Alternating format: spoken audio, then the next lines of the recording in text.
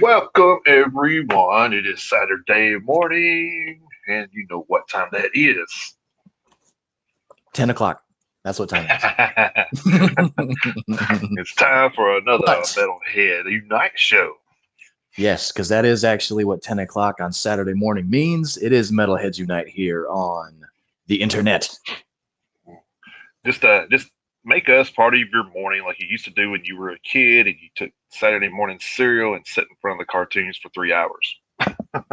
Yeah, I literally just finished my bowl of cereal like about 5 minutes ago. So I was way ahead of you on that one. Yeah, I feel like a little kid. I'm still drinking Sunny D over here. So. Oh, there you go. Yeah. Yeah. Can't argue with that. All right. Let's see what is up here. So for all of you that are on the HAPS app, this is our second show here, and we had a pretty successful show last week. I was actually surprised, not of how good we did, but just of how many people were. Oh yeah, no, yeah, we knew we were going to be great. Yeah. No. I mean, it was a good show, but I mean, it was fun being able to interact with everybody who actually did show up in the live chat. That was fun, and then everybody who actually checked out the show on restream, rebroadcast after the fact during the past week. We got a lot of people who checked out the show aside from the live stream, and that was really cool. We appreciate that. Hopefully the people who aren't able to catch us live and talk to us while we're in the process of doing this continue to check us out during the week. So that was a cool thing for everybody to at least come by and check us out after the fact if they couldn't hang out with us live. Yeah. But yeah, so I was actually I was like, wow, this is pretty cool. Yeah.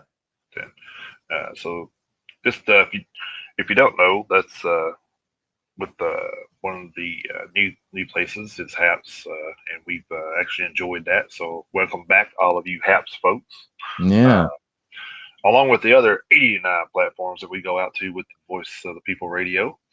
Oh yeah. Thank those guys for giving us all those great platforms to enlighten you guys on the metal news and metal history and all the stuff that we do here. Yeah, we're actually going to have to get that list of all 90 platforms. I'd actually be interested in seeing what all they are, because if you told me to recite them, there's no way in hell I could probably even do. Oh well, no. 10. I mean, you would just have to go off the basics, the basic big ones, like. Oh yeah. I mean, I could probably maybe I could do 10, and then after that I'd be out. Right. All right. You ready to dive into this thing this week? Oh man, dude, head first or with both feet. I'll dive in however you want me to. Head first or feet first. I don't care. I'm totally ready. Well, I'm going to kick off with a couple of birthdays. That's what we like to do here. And just a recap of people on Nice. apps. If you don't know what we do here, we do a little bit of everything. We take news stories from a few different sources. We usually try to give them credit for those on here. But we usually try to compile a bunch of stories from different places and then just present it to you guys so you don't have to go and go, kind of like what we do here at Voice of the People. We put all those platforms together for, one show to give all those platforms. So now we're gathering information for you to just go to one place. So one-stop shopping. That's right. One-stop info. Yeah. But yeah, so one of the things that we do here is birthdays, and we do a week in metal history, and then we do the news of the week, and then we go over a couple of albums that we actually had a chance to listen to over the past couple of days that were new releases, and then we give our opinions on those. Um, and also, if you want to swing by the Facebook page, we have a Facebook page, Metalheads Unite, under the same banner. If you want to swing by there, let us know anything you thought about the show, or you want to give your opinions on some of the albums that we reviewed that you thought maybe was better or not as good as we thought. So we're welcome to opinions and stuff on there. That's one good thing about it. We try to compile all that info and give you a better listening experience every week. So that's right.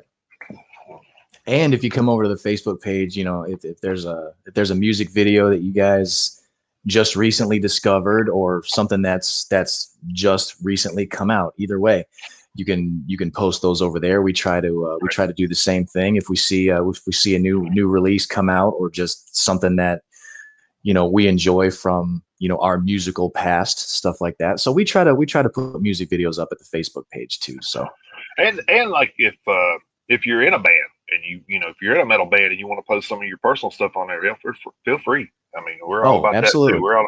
We're all about promoting you guys if you're in a metal band and want to promote. But just make sure it's content that revolves or evolves, I guess I should say, and not the same. Yeah. Don't drag out the same thing over and over. Yeah, we've been in that situation before. So. Yeah, we have. Yeah. But hey, let's kick off this week's episode with birthdays. I had a couple left over from last week actually that I missed. I don't know how I did that, but still. Actually, I meant to double check to make sure that I did miss that. Oof, that was 2 weeks ago. I guess I did miss that one. It happens sometimes. So I did cover Eric Peterson last week from Testament. I wasn't sure if I had him on there or not, but yeah, I think so. So I'll kick off with the 15th of May, which is going to be a interesting story actually when I started getting into this. But May 15th is listed as Zoltan Bathory, the bassist for Five Finger Death Punch, his birthday. But Five Finger Death Punch posted on their site yesterday. So I'm not sure if anybody knows when Zoltan was born. And actually, if you look him up on Wikipedia, if you actually look it up on Wikipedia, it says he's 42 or 43. They're not sure. So. Oh, no shit. Yeah. So, and it doesn't have a year on his birth date either. It didn't have a day, year, nothing when I looked him up on Wikipedia. So I had to go by, I guess, whoever knows knows him personally. I don't know. It's kind of a wild, interesting story there. I may have to dig into to find out why. But yeah, I wonder what it says on his license. Yeah, right. This is I am Zoltan. Keep driving. I don't know. Yeah, that's right. Yeah, yeah. It's like you know who I am. Yeah. Like, you don't need to see my driver's license. Yeah, but I thought that was interesting when I was researching that more, and I was like, "What the hell, man? That's kind of crazy. That you don't know how old he is. You don't know when he was born. It's like we just know he was born in. We just know he was born in May, so we're just going to cover him every week to make sure we get it right. So yeah, yeah. We'll wish him a happy birthday on every show, and we'll hit the right week at one point. Yeah. Oh man. But anyway, moving on. May 16th, we had Chris Novoselic, bassist and accordion player for Nirvana. I was talking to you about that last night. I couldn't remember. It said somebody was a guitarist and accordion player, but it was him, bassist and accordion player for Nirvana. I was like, wow, this is kind of interesting. I'd say I don't know how familiar those two instruments are with each other, but I mean, seems like it would be a whole different ball field. So it's a pretty good talent to have, I guess. No, and I didn't really, I wasn't a fan of Nirvana, so I don't know if they ever used the accordion in any of their songs. I mean, anybody out there who knows Nirvana, I mean, they could tell us, but I don't. Right. I don't know of any Nirvana songs that had accordion in it. Yeah. Yeah, I don't remember much about Nirvana besides what was played on the radio at the time either. So, right. I was more of an Alice in Chains fan. We were talking about this last night too. Mm-hmm. Pearl Jam was Pearl Jam was my favorite grunge band. Yeah. Yeah. So, all right, moving on. We had May 16th. We also had Sonny Sandoval, vocalist for POD. May 17th, we had Udo Lindenberg, vocalist for Accept and UDO. Paul Di'Anno, vocalist for Iron Maiden from 1981 to 1984. Dallas Taylor, vocalist for Under Oath. Trent Reznor of Nine Inch Nails, or Trent Reznor is Nine Inch Nails, however you want to say that. I think I remember like buying their first album, and that's what it said on there. It said Nine Inch Nails is Trent Reznor. I'm like, man, this dude does all this? Like, damn. Yeah. Pretty talented guy. So, if he does say so himself. yeah, right. Well, I don't know if he's the Maynard type from Tool, but oh well, yeah. I don't know if he's got that big of. I don't know if his head is that big. Yeah. But Maynard will tell you how good he is. So. Oh yeah. Could you imagine like Maynard, Trent Reznor, and Kanye West in a room together? Oh my God, that would be pretty be pretty rough. I don't think those three egos could fit in the same room. That may be a setting for a celebrity death match or something. Oh, there you go. Let's go. May 18th, we have Ingo Schwitzenberg, drummer for Halloween. Fortunately, he passed away in 1995. Peter Iwers, bassist for In Flames from 1999 to 2018. May 19th, we had Phil Rudd, drummer from AC/DC. And May 22nd, we had Kenny Hickey, guitarist for Type O Negative. And that was for the birthday shout outs this week. If I missed anybody, I apologize. I know there's a lot of musicians out there that may not get the recognition that these guys did. So if you had a birthday, we're gonna wish you a happy birthday as well if we didn't catch you. And we'll wish Zoltan a happy birthday again next week. Yeah, right. just make sure we get it. Right. All right. So we ready to roll into the weekly news here? Yeah, current events. Let's get to it. There's literally no time like the present for current events. Right, exactly. I agree.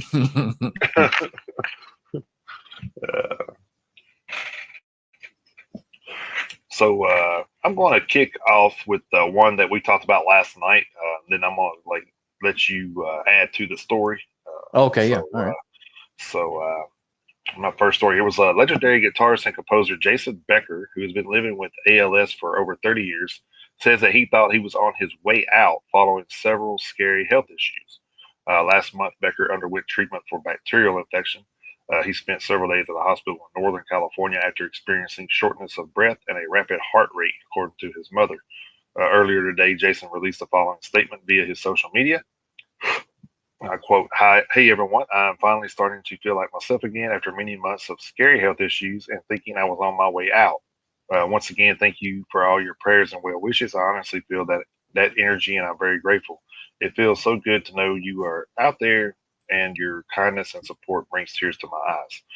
How can I possibly thank Herman Lee, Nayla, Colin, Stephen, Amy, and all the other musicians who got together to donate their time and for a benefit, which Chris is going to cover right after this.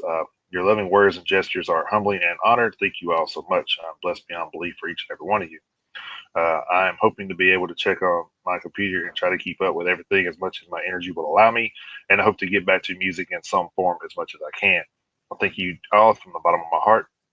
My family and I could not have gotten this far without you.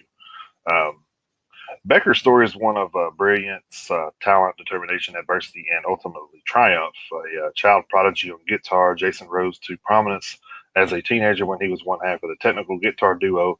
I don't know if I'm going to say this right, but Cacophony? Cacophony, yeah, you said it right. Yeah, with his great friend Marty Friedman, which we all know Marty, very talented guy. 1989, at only 19 years old, after wowing audiences all over the world, the young virtuoso became the guitarist for David Lee Roth, following the huge footsteps of Eddie Van Halen and Steve Vai.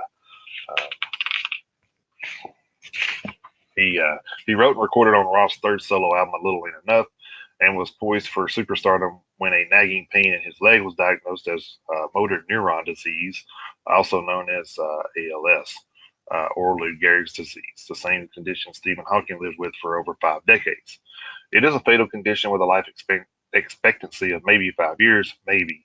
That was more than 30 years ago. He lost the ability to play guitar, walk, talk, and breathe on his own. But he never lost his will to live or his desire to create music, communicating through a series of eye movements with a system developed by his father. Jason spells out words as well as musical notes and chords. He imparts his musical vision to his team, who then can input the notes into a computer, edit the parts to his exacting standards, and then generate charts for session musicians. His inspired music and life story have been the subject of countless news articles and magazine cover stories. Becker's latest album, Triumphant Hearts, was released in December 2018 via Music Theory's recordings / mascot label group. The disc featured guest appearances by the who's who of six-string guys, including Joe Satriani, Steve Vai, Neil Scott, Steve Morris, Paul Gilbert, and Joe Bonamassa. Beginning in March, some of the world's that's part that goes into yours. Sorry. So with that, I'm going to carry it over to Chris. Yeah, all right. I'll kind of take over. Yeah, this is from blabbermouth.com. This is a supplement to what Jason was just talking about. Metallica, Steve Vai, Paul Stanley, and Joe Satriani are among the icons of the guitar playing world who have donated instruments and autographed guitars to help guitarist and composer Jason Becker. 8 of these instruments are now for sale in the official Jason Becker Reverb shop, with proceeds going directly to the Jason Becker Special Needs Trust. Becker, the composer, virtuoso musician, and former child guitar prodigy, has been suffering from ALS for more than 30 years, but from creating music.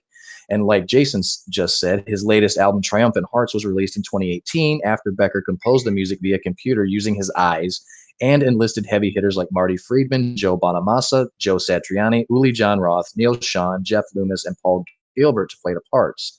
Earlier this year, during a severe health scare, Becker's family, friends, and fans rallied together again to aid Becker, launching the hashtag #ShredBecker live stream fundraiser Herman Lee of Dragon Force's Twitch channel, and getting together all of the guitars you can now find in Becker.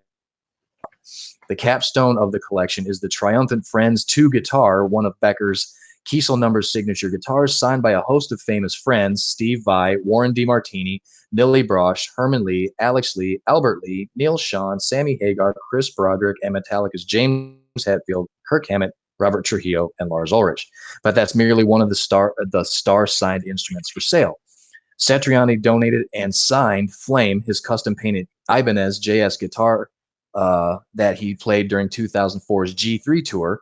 Kiss's Paul Stanley has donated and signed an Ibanez signature model of his own. Jeff Loomis, who performed on Triumphant Hearts, has donated an autographed signature model from Jackson, with additional guitars coming from Steve Lukather, Warren DeMartini, Steve Vai, Andy Timmons, and Satchel. So a lot of great guitar players coming together to help another amazing guitar player out with some funds to help with all of his medical needs, fighting that disease he's been fighting for a really, really long time. Yeah, that's crazy for him to have it that long too. That's unheard of. Well, I mean, like Stephen Hawking had it for a long time too, but it's just I think it just affects people like anything else, just in a different speed. So that's pretty cool that all those people are doing great things for a fellow musician. That's pretty cool. You hear that? I mean, everybody knows it. Everybody knows it's a close-knit community. So, well, right, but I mean, you also have the people that you can't stand too. So, I mean, there's probably a lot of people out there. I don't know if I've heard anybody say anything negative about Jason Becker, but I just know that there's issues out there, say like with Nikki Sixx and Sully, or we know about all that stuff. So we know there's times where they don't get along, and they probably care less about each other. but it's always great to see them get together for a fellow musician. I mean, you see them do stuff for different charities a lot, but to see them do something like that is pretty heartfelt. So. Oh yeah, it's always good. It's always good. All right, so moving on. According to Billboard, Whitesnake's classic track "Here I Go Again" debuted at #1 on Billboard's Hot Hard Rock Songs chart dated May 22nd. The track drew 2.5 million U.S. streams, up 22%, and sold 1,000 downloads, up 178%. Here I Go Again saw renewed interest following the death of actress Julie E. Tawney Catane, who appeared in the song's video. Catane passed away at her home in Newport Beach on May 7th at the age of 59. While Whitesnake was working on it in 1987's self-titled debut album, the band's lead singer David Coverdale started dating Catane, who had recently starred opposite Tom Hanks in the movie Bachelor Party. Catane soon appeared in several of Whitesnake's music videos, including those for Here I Go Again, Is This Love, and Still of the Night. Footage of Catane writhing around on a hood of a Jaguar in the Here I Go Again clip has been called one of the most iconic and sexiest video moments ever filmed. Last June, Tawny told Ouch, You're on My Hair about how she ended up being featured in the Whitesnake videos. Ironically, I started dating David. He was $2 million in debt to David Geffen at the time. I was working and had more money than David at the time, so I kind of supported us a little. And when I heard the album and I was allowed to go in and help mix the album, you know how when you sing different tracks, they give you a piece of paper and you pick the word from the best track. So I was able to do that. And John Kalodner, who was the biggest A&R guy in the business at the time, who worked for David Geffen in my True Hollywood Story, called me Yoko Ono because I picked the album covers. I picked the single, I picked the photographer. I made the rule that no girls were allowed backstage, so the groupies must have hated me. I'll tell you how I came to be in the video, she continued. Marty Callner, the director of all Whitesnake videos, had it all planned out, had the girl, had everything. The night before the shoot, David said, will you come with me to Marty, the director of the video's house?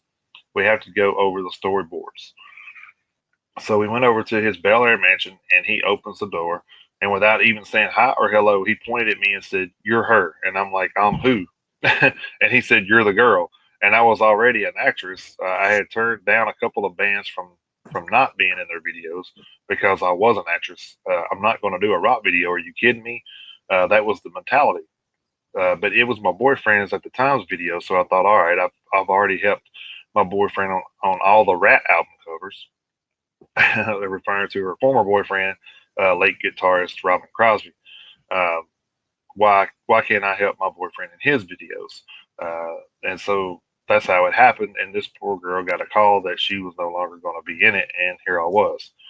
In a 2019 interview with Consequence of Sound, Coverdale confirmed that Catane was not the first choice for the female figure featured in the video. Claudia Schiffer was supposed to be in the Whitesnake, was supposed to be the Whitesnake woman when she was the guest jeans girl. But that fell apart near the actual shoot, and I was taking Tawny out for dinner when Marty called me and said, you have to stop by. We have problems.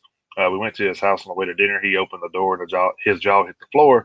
As you know, Tawny was an absolute beauty at the time. And he said, that's her. She's the Whitesnake woman. And I said, Marty, this is a friend of mine. She's an actress. And she said, no, David, I'm happy to do it. So sorry, Claudia. You did very well on your own afterwards as well. But Tawny was the Whitesnake woman. Claudia Schiffer ended up doing just fine. Oh, yeah. Which I don't think he could have went wrong. I don't think he could have went wrong either way, but no. So it was a good replacement. It all worked out. So yeah, I just thought that was crazy how that song's probably trying to think in my head, 35 years old, maybe somewhere around there. Yeah. Yeah. So for it to be 35 years old and topping the charts again, that's crazy.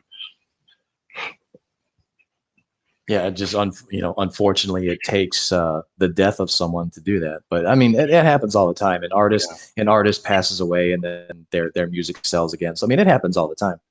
Hey, well, hopefully, it turned a lot of people on to some older Whitesnake stuff. So yeah, that's true. I mean, there could be it could be a bright side to it, I guess. So. Yeah. All right. Let's see. My turn now. Over at blabbermouth.net. A guitar and amplifier head belonging to late Ozzy Osbourne guitarist Randy Rhodes have been returned to his family after they were stolen a year and a half ago. In late November 2019, some of Randy's gear and memorabilia was swiped from the Musonia School of Music in North Hollywood, California, the school where Randy Rhodes famously taught guitar and which was run by Randy's late mother, Dolores. Following Randy's death 39 years ago, the school drew fans from all over the world as a place where the Rhodes family happily opened their hearts to share the life of Randy. After the theft, Ozzy offered up a $25,000 reward for information leading to the arrest and conviction of the person or people responsible for stealing the gear and or return of the stolen items. A short time later, a woman discovered a large number of the items in a dumpster in North Hollywood, but not the guitar and amplifier head, which had remained missing until now. On Wednesday, May 19th, Randy's sister, Kathy Rhodes D'Argenzio, took to her Instagram to share the news that Randy's first electric guitar, a 1963 Harmony Rocket, and a prototype of his rare signature Marshall amplifier's amp head were finally returned to the family.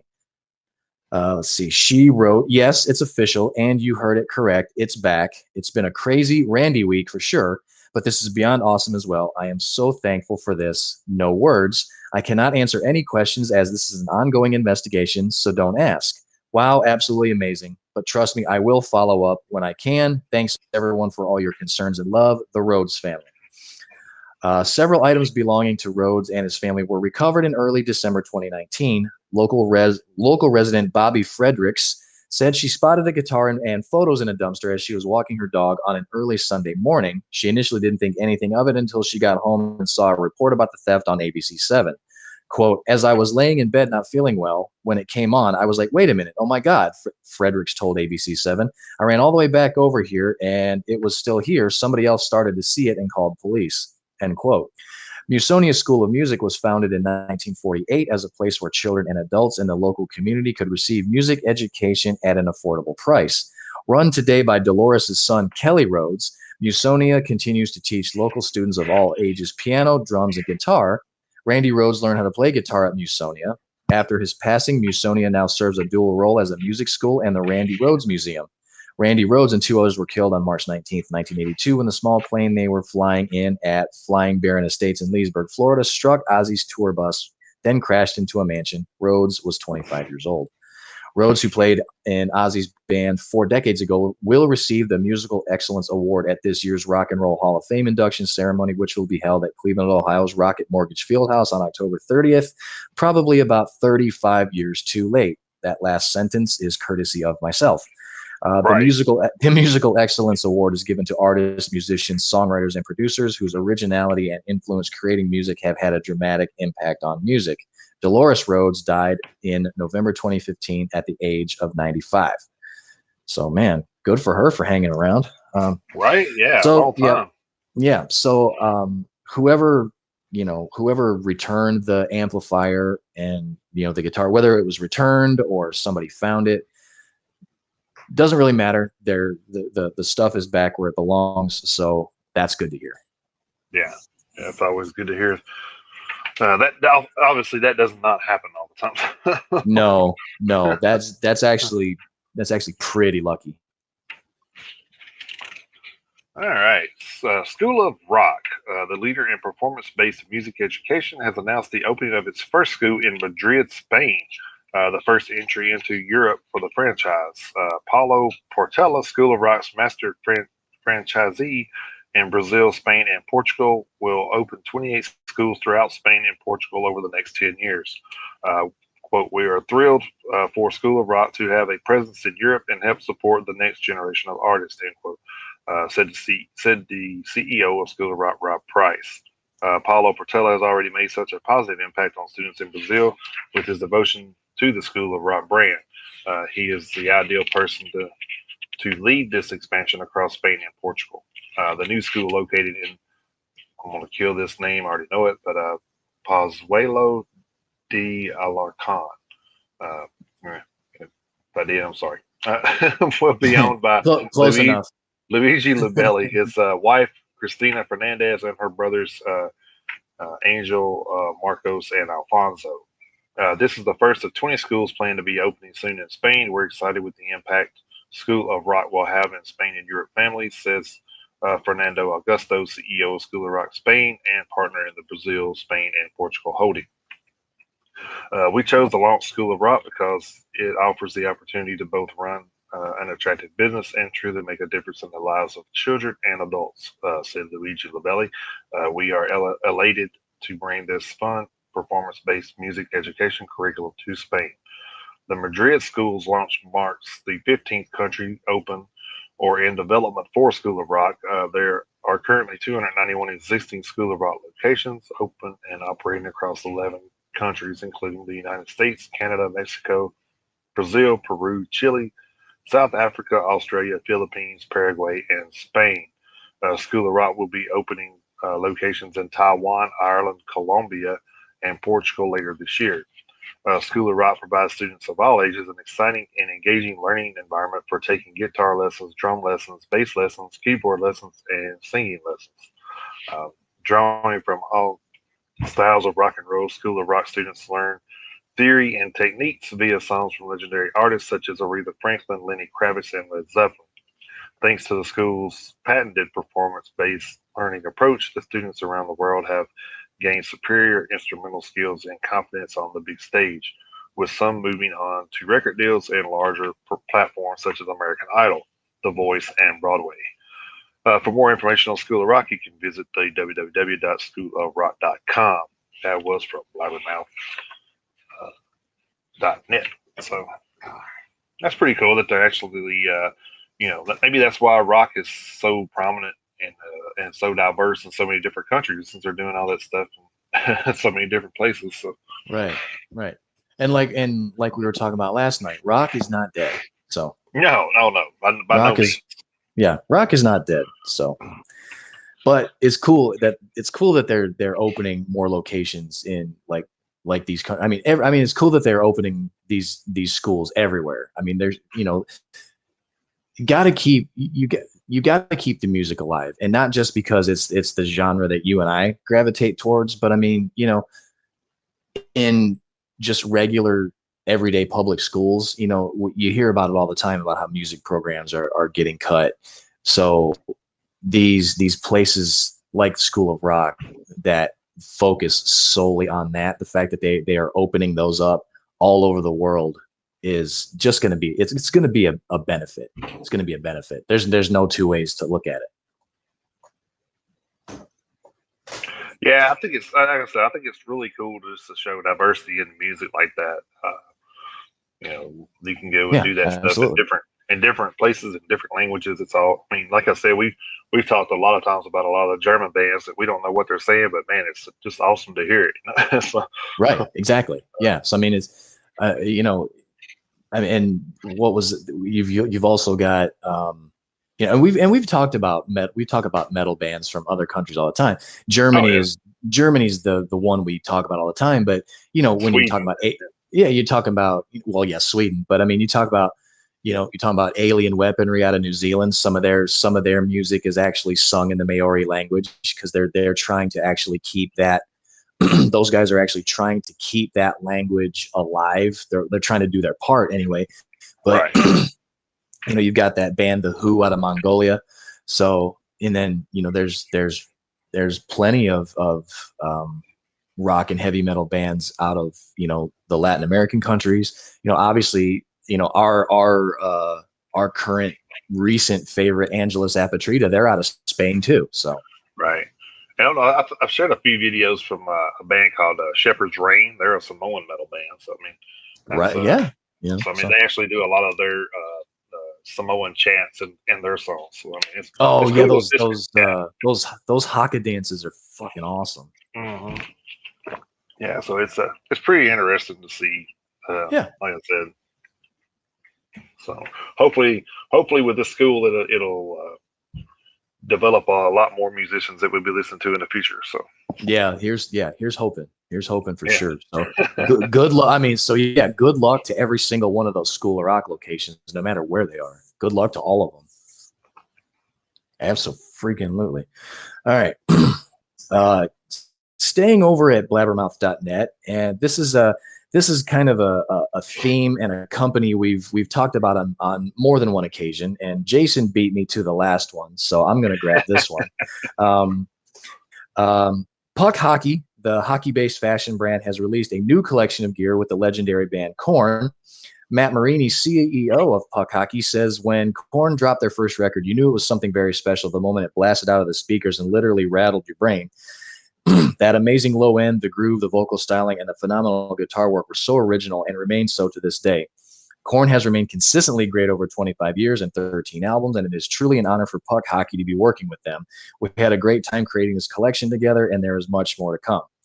The Korn X Puck Hockey collection includes pro-level quality crested jerseys, hoodies, flannels, joggers, hats, raglans, and tees.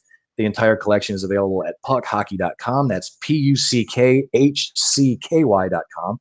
Based in Royal Oak, Michigan, about 10 minutes north of Detroit and about 30 to 40 minutes away from Ann Arbor, where I was born. Puck Hockey started in 2015 when Marini decided that the hockey world needed a quote-unquote cool fashion brand, and his partner Puck Hockey president Amy Stefik pushed to go for it. So we jumped in and Puck Hockey was born, Marini told California Rubber. We are having an absolute blast with the brand and growing day by day. We have an amazing crew here too. Everyone is totally focused on making Puck Hockey the go-to hockey fashion brand for the masses. Regarding Puck Hockey's artist collaborations, Marini said, quote, "What makes all of the collaborations special is that we truly get each partner to participate in the creation of the designs, which brings a certain level of authenticity to the end products. We refuse to put any product out for sale until they are 100% approved by each partner we work with. It's awesome." And I've actually been to puckhockey.com to actually look at some of these hockey jerseys, because I'm a huge hockey fan anyway. Jason, you know that, but the listeners may not. I'm a huge hockey fan anyway. I am from Michigan, just outside of Detroit, so I'm a huge Red Wings fan. But I love hockey and I love heavy metal. So when I see these stories, I'm usually the one that grabs them and reports it. But like I say, Jason beat me to the last one. But I've actually been to the website and checked out some of these hockey jerseys, and they're really well put together. They look like, just like the story says, they look like actual jerseys you would see on the ice. And some of the designs are actually loosely based on some of the teams actually in the NHL, the Chicago Blackhawks, the Buffalo Sabres, just to name a couple right off the top of my head. So some of them are very, very cool. I like some of the designs, and I actually may look into getting a few myself to add to my collection, because I have quite a collection already. But to have hockey and heavy metal combined, for me personally, being a hockey fan and a metalhead, it's really cool to see. And I actually hope to see more of these collaborations, especially since they are working directly with the artist, getting the input. So that's just a bonus. Yeah, and what he don't tell you is Chris is from Detroit, but he lives in Nashville Predator country. So unfortunately, yeah. Unfortunately. So it takes balls to move to enemy territory. So. Well, actually, and this is probably for a completely different podcast altogether. But basically, this became enemy territory because of all the Red Wing fans that moved here. So I'll just leave it at that. But that's probably true. Now you gotta go where the work. Anyway, no digression here. So. All right, well, I'll jump over to Loudwire. On Friday, May 21st, the recently unveiled rock supergroup LA Rats made good on their promise to release a cover of the classic Jeff Mack country ditty, "I've Been Everywhere," a song repopularized by Johnny Cash in the late 90s. The Rats version makes it a hard-edged rock and roll number. LA Rats consists of Rob Zombie, Motley Crue's Nikki Sixx, John 5, and Tommy Clufetos from Black Sabbath and Ozzy Osbourne. They announced their existence the day before, when its members simultaneously shared an image of the band's wordmark across social media. Their cover of "I've Been Everywhere" will appear on the soundtrack to Netflix's upcoming Liam Neeson vehicle, The Ice Road. He's probably going to be like after and saving some family member in that, I'm sure. Yeah, and chopping a whole bunch of people in the throat. Yeah. We wanted to bring that fire that Johnny Cash, Sixx explains in a quote shared by Blabbermouth, but it's also how do we flip it. So John 5 and I brought in this Zeppelin Y halftime theme from the beginning, with Rob talking on the outro. But I also did some stuff that suggested the original, like those big walkthroughs, the guitar parts upright player style, which is something I don't do in Motley Crue or 6 a.m. We all had that freedom to go other places, and we did. Isn't it ironic? the Motley Crue bassist continues, the song that's so rock and roll, that's so country, that's so all of it. It's a traveling circus, city to city, riff to riff, greasy cheeseburger, rinse and repeat. It's poetry based on reality, and it's something that every one of us has lived. The Ice Road comes out on Netflix on June 25th, joining the LA Rats on the movie's official soundtrack. Per the PRP are country music stars Tim McGraw, Miranda Lambert, and Jason Isbell, and more. So I guess we had to include that because of the movie, but Right. but anyway, so that's kind of a. I haven't heard that song yet. I don't know if you listened to it or not, but no, I haven't listened. I hadn't listened to it yet either. It seems kind of a strange, strange thing to cover. I just wonder how good it really is. But, I've never heard the actual other song, so I wouldn't know. I actually have heard the original. I think I've heard it in like a commercial. I think I've heard it in a commercial before, but I do know the song, and it like you, I agree. It's kind of an odd choice, but if they're doing it for a soundtrack, I guess maybe I can kind of understand it, even though I don't know the overall premise of the movie. So if it's on the soundtrack, obviously I think it'll tie in. So I'm sure they made it work, but we will. If it hasn't been posted to the Facebook page yet, we'll get it posted to the Facebook page, and then I'll definitely check it out for sure, because I'm sure Rob Zombie put his usual spin on it. He probably made it sound great. Right. Yeah. Well, we can only hope. Oh yeah.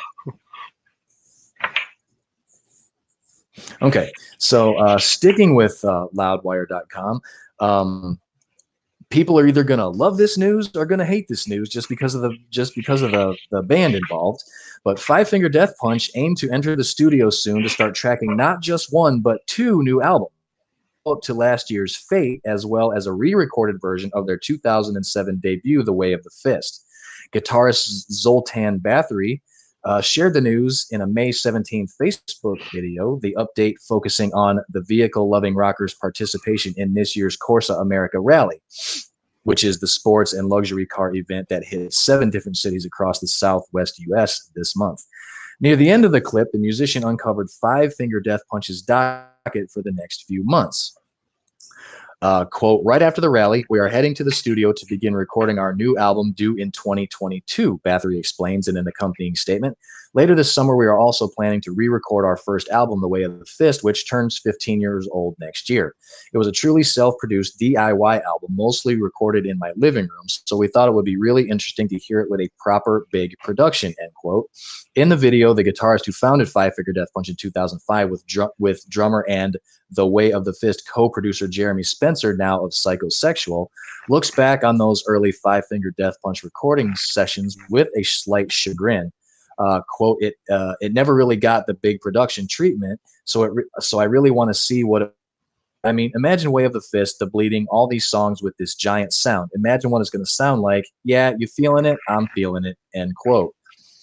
So I did not know that The Way of the Fist was, self-produced. I did not know that. So I didn't know that until I read this story.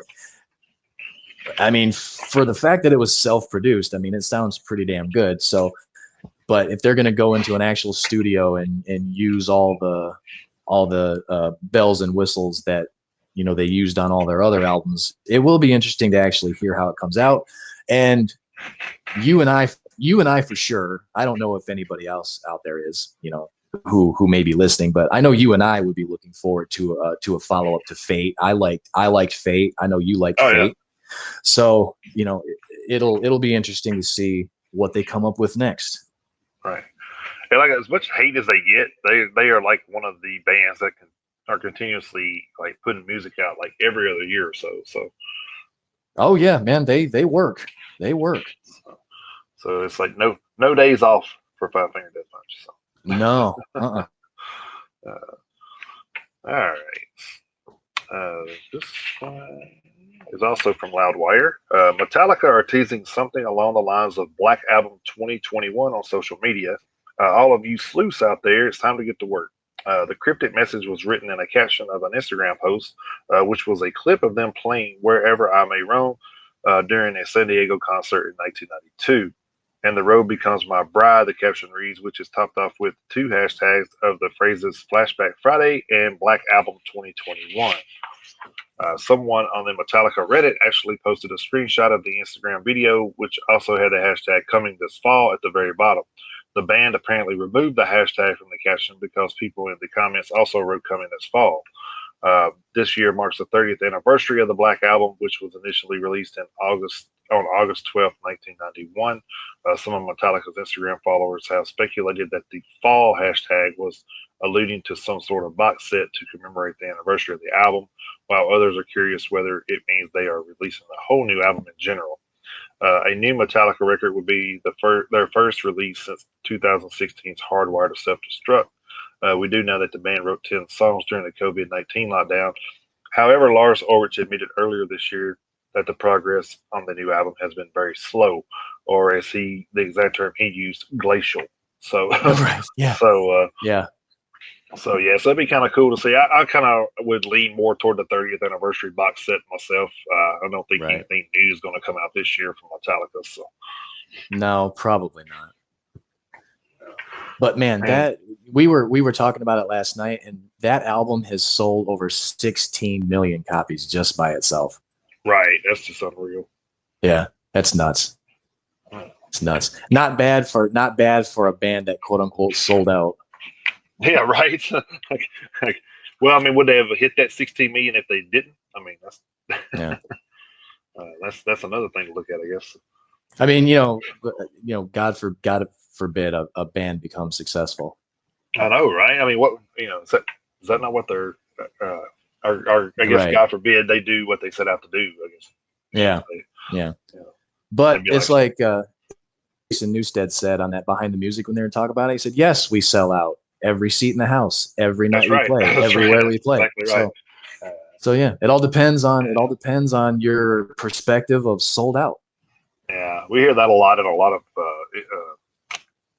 entertainment industry as far as movies. People, movie stars that you like. People say that a lot. So, well, he sold out. He's somebody goes from comedy to serious roles. I mean, that's the whole thing is you have to show diversity in what you do, and if you're not doing that, then I mean, what's the purpose? I mean, you got to be able to do, like I said, you got to be able to play different styles, but stick to what stick to metal, but just play a different style of metal, which is what they kind of did, Yeah, I mean, there was I mean, as far as I mean, because you kind of do acting on the side, but just like all the other, no one wants to be typecast or pigeonholed, and then as a musician whose career has any sort of longevity, and obviously we've talked about this before.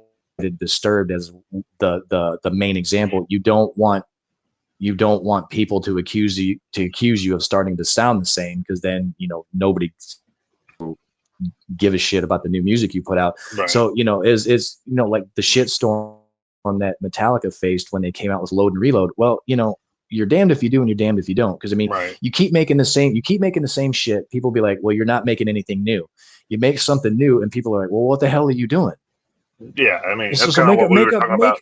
Make up your mind. That's kind of what we were talking about with that last Disturbed album. People were bitching for years. Oh, it all sounds the same. And then, he goes out and showcases the voice talent of David Draymond, and then people are like, "Oh, man, this is horrible. They need to go back to." I'm like, "Yeah, this." Yeah, and which I mean, obviously, you and I have said before, people are entitled to their opinion, which is true, but the people who are talking about that Evolution album, as far talking about Disturbed, the Evolution album, saying it was horrible, those people were wrong. It wasn't horrible. Right. It was different. Well, I mean, like I said, it was different. But you got to think too, it was not horrible. David Draymond's been doing these, sounds and stuff with his voice for over 20 years. I mean, eventually it's got to take a toll to where he needs. All right, I'm gonna have to relax this a little bit. And, I mean, it's the same thing we talked about with, yeah, and it's like we talked about that with the, Shadows from being Sevenfold, and Matt Heath from Trivium. All those guys have had vocal issues in the past. So I mean, they had to do something to keep playing music, but to tone it down a little bit. And I don't, even the Trivium album that people thought was so horrible. What was it? The crap. I just went blank. Yeah, anyway, but it's like that album too was like people were, oh, this is so horrible. But Matt Heafy was going through some vocal issues, and I mean, he had to do what he had to do to still make music, but to protect his voice for later albums. Yeah. Yeah, because I know David Draymond for sure. I remember David Draymond for sure. He had some polyps on his vocal cords that he had to have removed, Right. And I believe that M Shadows actually had to have some work done on his throat too. Yes. I don't remember hearing about whether or not Heafy had to have surgery.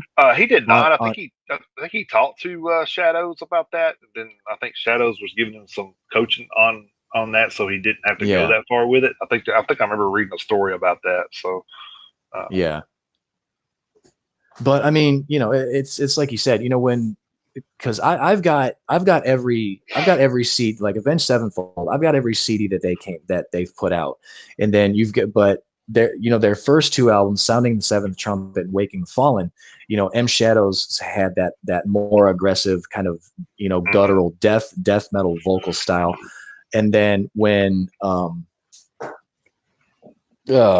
City of Angels came out, or City of Evil, not City of Angels. When City of Evil came out, that's when he debuted the cleaner vocals. That's actually when they made it. That's when they made it. Right. But God forbid they change their style and make it. And then you and I have talked about Trivium before. Matt, on the beginning of Trivium's career, Matt Heafy sang the more aggressive death metal style vocals too. A lot of and then it wasn't really until they were popular. Like Avenged Sevenfold, they were still popular before they changed their sound. Trivium was still popular before they changed their sound. But with City of Evil for Avenged Sevenfold and with Shogun for Trivium, that's really when those bands made it. Mm-hmm. So I guess there's something to be said for changing your style. There's something to be said for it. And Disturbed, they did have the same sound from when The Sickness came out all the way up through Indestructible, that album. I think it was the Indestructible album. But then, people are like, all right, they're starting to get a little repetitive. So they go away, they go on hiatus for a little while. They come back with Evolution, which was a fitting name as far as I'm concerned. It was a fitting name for that album. Right. They literally evolved their sound because people were pissing and moaning about how all their shit started to sound the same. They come out with that album and people are like, what the hell is this? Make up your damn mind. It's what you asked for. That's what it exactly. is. Yeah, exactly. It's literally exactly what people asked for. And it's just, but then again, by and large, how it goes when when people get involved. So. Right. So the Trivium album I was talking about was Silence in the Snow. A lot of people don't like that album. I loved Silence in the Snow. Yeah. That was fantastic. Yeah, it's a great album. I don't never see. I guess a lot of people were, like you said, they were used to the old school from Shogun and Incendiary and all that stuff. So they was, when they got to Silence in the Snow, they didn't care too much for it. But like I said, that was their hey, let's try something different album. So yeah. Well, I mean, sometimes it works out, sometimes it doesn't. Because you and I. The Stage by Avenged Sevenfold plenty of times. I did not like The Stage. Yeah. But I mean, I've liked everything else I liked everything else that Avenged Sevenfold's done. But when The Stage came out, I was like, ooh, I'm gonna pass. Yeah, definitely not my favorite album. That's for sure. Yeah, no. No, not at all. You got anything else over there? Yep, I do. Staying with loudwire.com. Paramore were not really a metal band as far as I'm concerned, but this is a story that has local influence for Jason and I. Paramore were one of several acts who stepped up for longtime Nashville music venue the Exit Inn when there was a recent uncertainty about its future. The band placed a t-shirt on sale earlier this year with the wording "Tiny Hot Topic Bitch," which is the description in Haley Williams' Twitter account that eventually raised $45,000 for the venue's efforts to purchase the land where the club currently sits. The family-owned and operated Exit Inn is currently in its 50th year of operation, and earlier this year, it was revealed that the property on which the club's venue sits had gone under contract to a firm known for developing luxury hotels. Mm. Artists started to help rally support for the club as the owners sought to make an offer to purchase the land outright so that the venue could be run on their terms.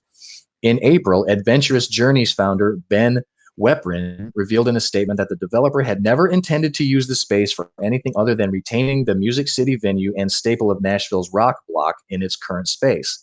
They also added that one of their first actions of owners of the land was to seek the addition of Exit In to the National Register of Historic Places so that no one could ever alter or change the space. That said, Exit In owners Chris and Talisha Cobb reiterated their desire to purchase the property and shared that funds raised from their GoFundMe account will be put to use in making the best offer possible to the developers. If that offer proved unsuccessful, they'd then direct the money to helping other independent venues both in Nashville and nationwide. Speaking in a message shared by Paramore on their socials about the band's tiny Hot Topic bitch shirt sales, the Cobb family stated, "Wow, I'm astounded. Thank you all and Haley for the intention, action, and for delivering in such a huge way. It means so much. We're working towards reopening, and we're able to hire the entire full-time team back. Everyone started yesterday, and I shared this info at our first meeting in over a year. Your generosity was so moving for the entire team," end quote. Reiterating their goal, they added, quote, "Our core intent and message is to keep Exit In independent. It must remain independent to best serve Nashville's creative working class.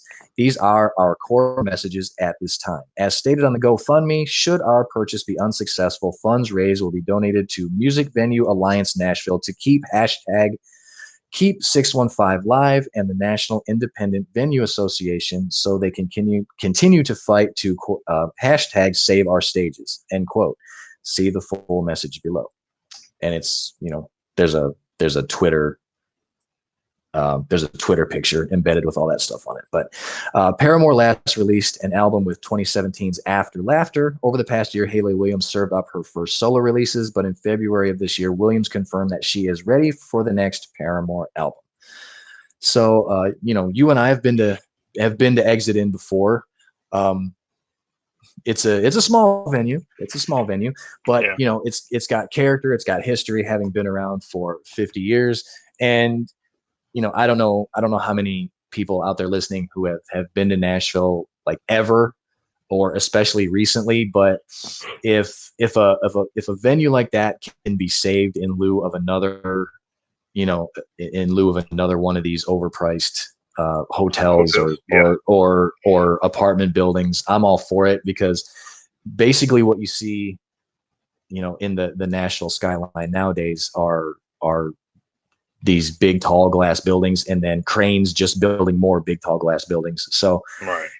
Being able to save a concert venue in lieu of another apartment building, I'm all for it. So, yeah, like I said, it's not one of my favorite venues, but yeah, right. Like you said, it's got a history, and I remember there was a we've been through a few of venues that have went away. Because, and actually, one of our favorite venues is Starwood that is still just sitting there with nothing on it. So yeah, I mean, I don't remember when Starwood Amphitheater closed, but yeah, if you drive by the site, if you drive, man, yeah, I don't remember. It's been. I'm gonna look at that. I think it was like 90, 99, 2000. Yeah, it's had to have been at least 20 years ago. But yeah, you drive up Murfreesboro Road and you drive by the site, and you can still see the parking lots, and you can even still see some of the walkways leading down into the amphitheater bowl. And it's just. It was 2006.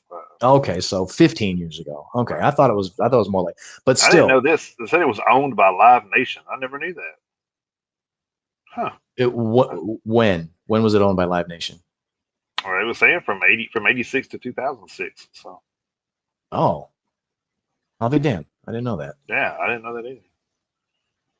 Well, what the hell, Live Nation? The previous owners were SFX and Clear Channel Worldwide, and they were both.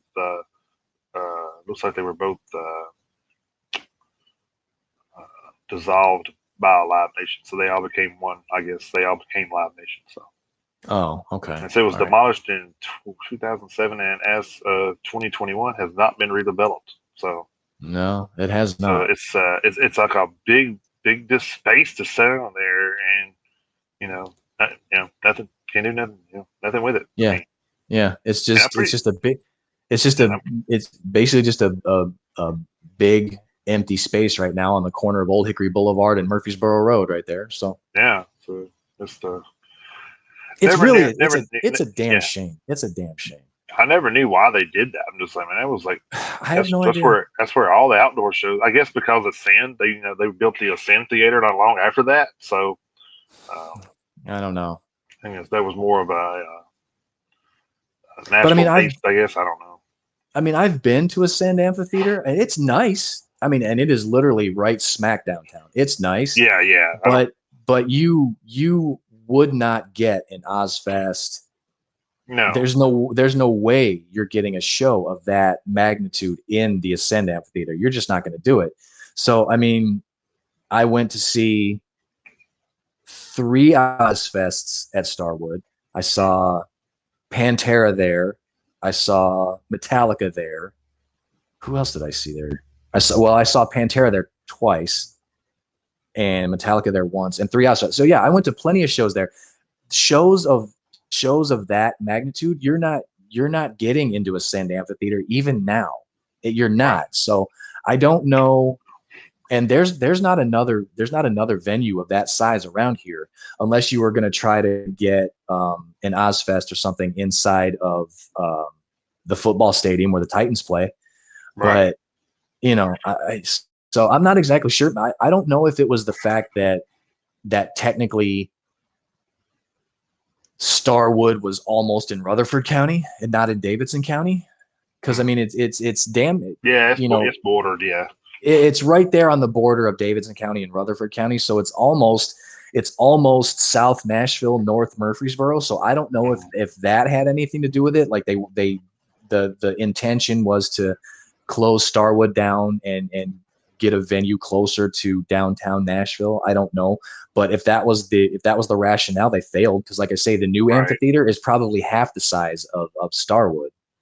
And Starwood is the property is still sitting there vacant 15 years later. I was reading this. It said they grossed $4.6 million in ticket sales that last season they were open, and they were still considered one of 4 underperforming venues that Live Nation owned. I wonder who was on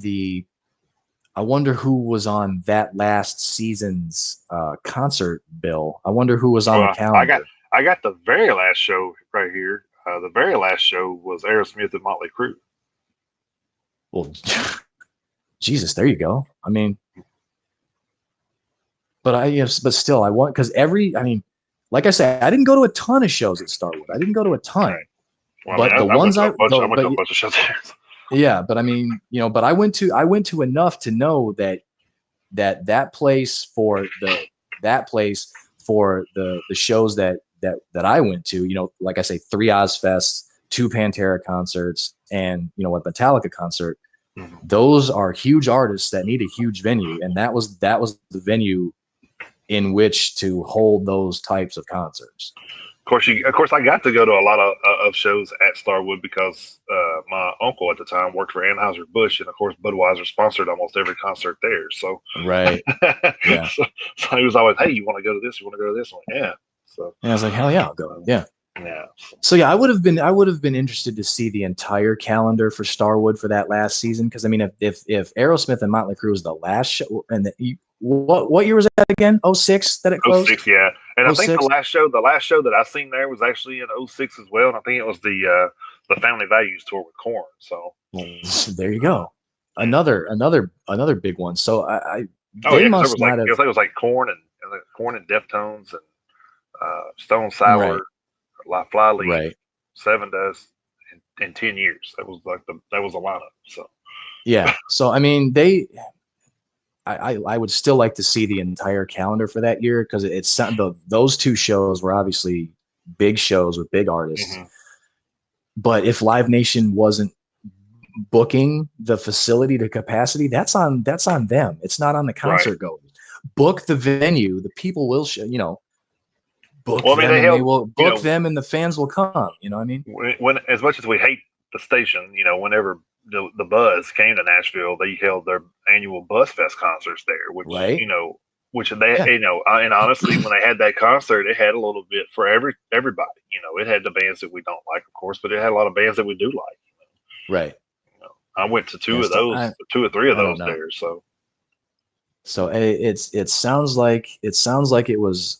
It almost sounds like it was mismanagement on Live Nation's part, followed up by a short-sighted decision. Yeah, it seemed like whenever they absorbed the other 2 companies, it went to shit. So yeah, it seems like it.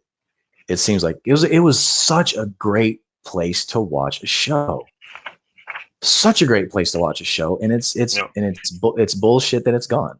And I don't get up there often, but whenever I drive by that site, it pisses me off because I remember that parking lot being full.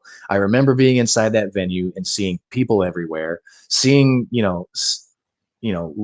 hearing the music, seeing the mosh pits, and just going home exhausted and sore at the end of the day, loving every second of it. And it's just, I went to a Metallica show there, and I remember they were talking how there was like 17, over 17,000 people at that show. So I mean, yeah, that's a lot of people, for a venue period. So yeah, if you can fit that many people in a venue, then I don't understand why it's not, being done. Something being done. Yeah. Well, they can still get that many people into Bridgestone Arena, because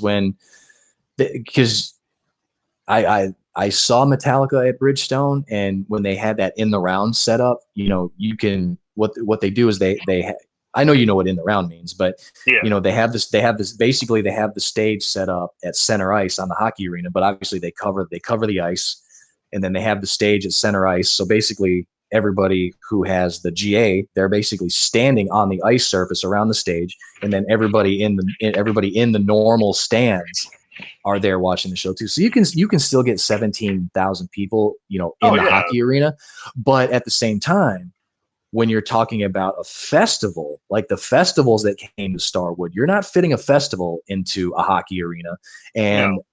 And with the way that the festivals are set up, I still don't even think you could use Nissan Stadium. I still don't think you could use the football stadium. Probably not. Maybe, but I don't think so. You'd have to have because which one? Sonic Temple. It's at a soccer stadium in Ohio, so I mean, it's possible. Oh well, okay, yeah, it's okay, yeah, it's possible, but still, I mean, that fact aside, they had a ready-made venue that they closed, and I still haven't seen a reason other than the fact, it didn't make enough money. Well, did you book enough bands? Right. That's my whole thing. Yeah, so that'd be something to look into to see if they actually, see how many people they actually booked for that year. Yeah. Or from the years where they took over. Right. Maybe that was a big thing. I mean, it seemed like when I was growing up, there was a concert there, like at least two or three concerts a month at that place. So. Right. I mean, just the rock concerts. That's not counting, the country artists that went there, and the little festivals that they had here and there. They had like they had a festival back. I think one of the first concerts I went to there was called One for the Sun, and it was a mix of like southern rock and heavy metal and then rock and roll. It had a lot of different bands there, but it was a 12-hour concert. It was 12 to 12. So right. Yeah. So I don't know. It all seems kind of ridiculous. Like I say, it's a shame that the place is gone, and the fact that it's gone and nothing has happened to the site. Not a damn thing in 15 years. All right, I got one more story here, and then I'll turn it over to you for the history. All right. So to celebrate the 1-year anniversary of their 2020 album, Fracture, Glasgow meddlers Bleed From Within have announced a new beer of the same name. Me and my beer. I know I got a lot of beer. The band will be donating proceeds from their new Fracture drink to the Music Venue Trust and We Need Crue, announcing that our industry wouldn't survive without the touring or in-house crews that ensure our shows go ahead as planned. And from a band that spent years within their walls, we understand the importance of the country's independent venues all too well. Whilst we patiently await the return of live shows, go visit the Overtone Brewing website today and pick yourself up a can or two. You've earned it. Bleed from within, add that fracture is thick, hazy juice. It's everything we love about beer poured into one. It gives us great joy to announce the release of our second beer. They enthuse. The team at Overtone Brewing Company have put together an absolutely fantastic drink for us here. So there we go, another band with a beer. So Yeah, I actually, it's actually kind of funny you bring that up, because I actually, because everyone knows about, well, I think everyone knows about Iron Maiden has got their beer, the Trooper, I think is what it's called. I saw something where that beer just recently sold over like 30 million pints or some ridiculous number like that. So it was some crazy number that I saw not too long ago. So I mean, good for Iron Maiden. I mean, obviously they sell a lot of albums and they apparently sell a lot of beer. So good on them for that. So I've got one more. Excuse me. I've got one more story. It's a quick story, and it's kind of going to be a follow up to something that, Jason, I think you initially read not too long ago. But it's a follow up to the Kurt Cobain auction where some of his hair was going to be up for bid. The final tally for the 6 strands of his hair that were sold came out to $14,145. So I don't know who bought it, but they sure as hell paid an awful lot of money for 6 strands of hair. Per an overview, the Kurt Cobain hair is quote unquote entirely fresh to market and accompanied by an impeccable lineage of provenance, including images of Kurt posing with the woman who cut his hair, scissors in hand, and a fantastic shot of the hair actually being cut. The lucky friend who trimmed the Nirvana frontman's iconic blonde locks was an early confidant, Tessa Osborne, who cut his hair in 1989, well prior to his Nevermind breakthrough, whilst on the Bleach tour. So somebody went out and spent $14,000 on some hair. So that's ridiculous. That's ridiculous. Yeah, I know, right? I don't know. So I mean, I guess there are worse things you could spend your money on. I guess. Well, if I got $14,000, I don't know. I'm probably not spending $14,000 on somebody else's hair, but I don't know. I would probably spend $14,000 to make sure that I keep my own hair, but I don't know if I would buy. I don't know if I'd spend $14,000 on somebody else's. I don't know if I would do that, but hey, it's one of those different strokes for different folks kind of things at this point. So, but I just wanted to give that update because I know you originally read the story talking about how the hair was going to go up for auction, and when I saw the final price, I was like, yeah, we need to tell people about this. Yeah. So there it is. $14,000 for some hair. Sorry for the black screen. My computer died, so I had to go up and grab my charger. So. Okay. So. Or no, well, actually, I'm just a magician too. You just. Oh yeah. All right. So you're going all David Copperfield on us. That's okay. That's all right. That's fine. All right. So that was the last story. That was the last. I actually forgot about that one. I remember you talking about it last night, and I actually forgot about it. So. Yep, that was the last. That quick little update was the last little bit of the current events news I had. If you want to jump into to this week in metal history and tell us about the news of the past.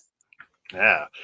So on May 16th, 1984, Ozzy Osbourne was arrested in Memphis, Tennessee for staggering drunk down Beale Street. Osbourne was released from the Memphis jail 5 hours later after drying out and was not required to return for a court appearance. He continued on with a tour in support of 1983's Bark at the Moon at the time. So now if you just stagger and drunk down Beale Street, they just think you're normal. So No shit, right? Yeah. I don't even think you can get cited for public intoxication on Beale Street in Memphis anymore. Right. Here's what's funny about that. And it's funny to me, and I'll tell you why. Because when he got arrested for that, I don't know if you've ever seen his mugshot from that arrest, but his mugshot in that arrest, from that arrest, he's photographed in a St. Louis Blues t-shirt. And the St. Louis Blues, Jason, you probably know this, but if anybody else doesn't know this, the St. Louis Blues, they're an NHL team. And St. Louis is, well, I guess maybe 2.5, 3 hours from Memphis. I don't know how far. It's not far.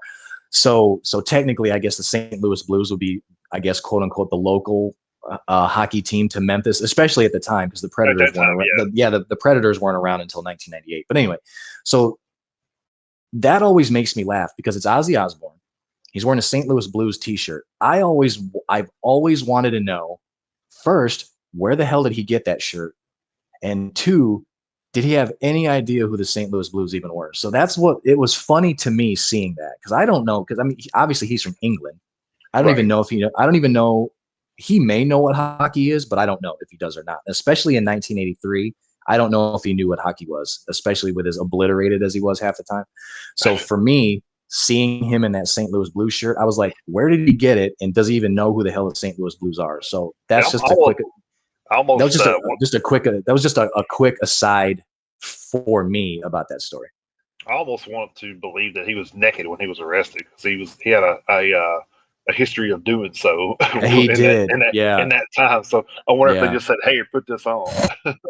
That's actually, you know what? That's actually a good possibility. It was probably one of the police officers. Here, wear my shirt. Ugh, wear my shirt.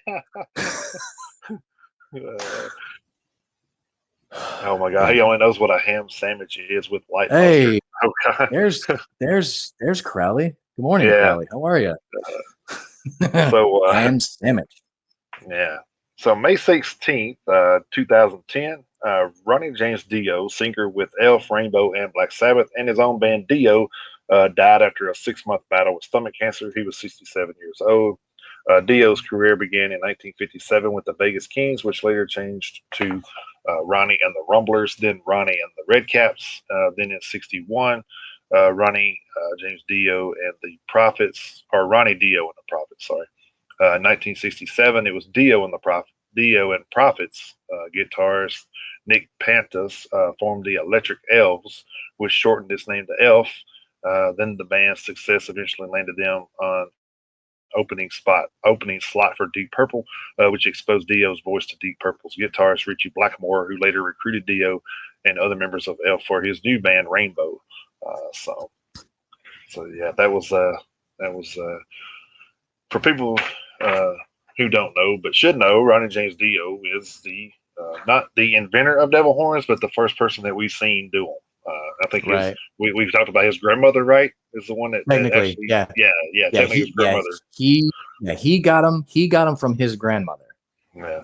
So we got some hand-me-down devil horns. So yeah, we gotta thank Ronnie James Dio's grandma. So yeah, Grandmama Dio. Yeah, Grandmama Dio. So bam for Dio's grandma right there. May 18th, 2017, American musician, singer, and songwriter Chris Cornell died suddenly in Detroit after performing at a show with Soundgarden. Cornell was known for his role as one of the architects of the 90s grunge movement and for his near 4-octave vocal range, as well as his powerful vocal belting technique. He released 4 solo studio albums, as well as working with Audioslave and Temple of the Dog. So like May has not been kind to heavy metal artists, evidently. No. It's weird. It's weird how like a certain period in time will have a significance of some sort like that. Whether it's like a large cluster of deaths, or like a large cluster of births, or like a large cluster of albums, some sort of significance. Like, you know, we joked about how Accept likes to release albums in January. You know, so I mean, it's right. You know, so it's doesn't have to be like a negative coincidence, but it's just weird how like there's always some weird cluster of coincidence of some sort. It just seems like we've discovered more and more of these as we've done this show. So yeah, stuff like that has popped up. So here's another tie-in to your Kurt Cobain hair story, believe it or not. Oh, shit, okay. All right. May 18th, 2019, a sweater worn by Kurt Cobain during the singer's last photo shoot with Nirvana sold for $75,000 at a New York auction.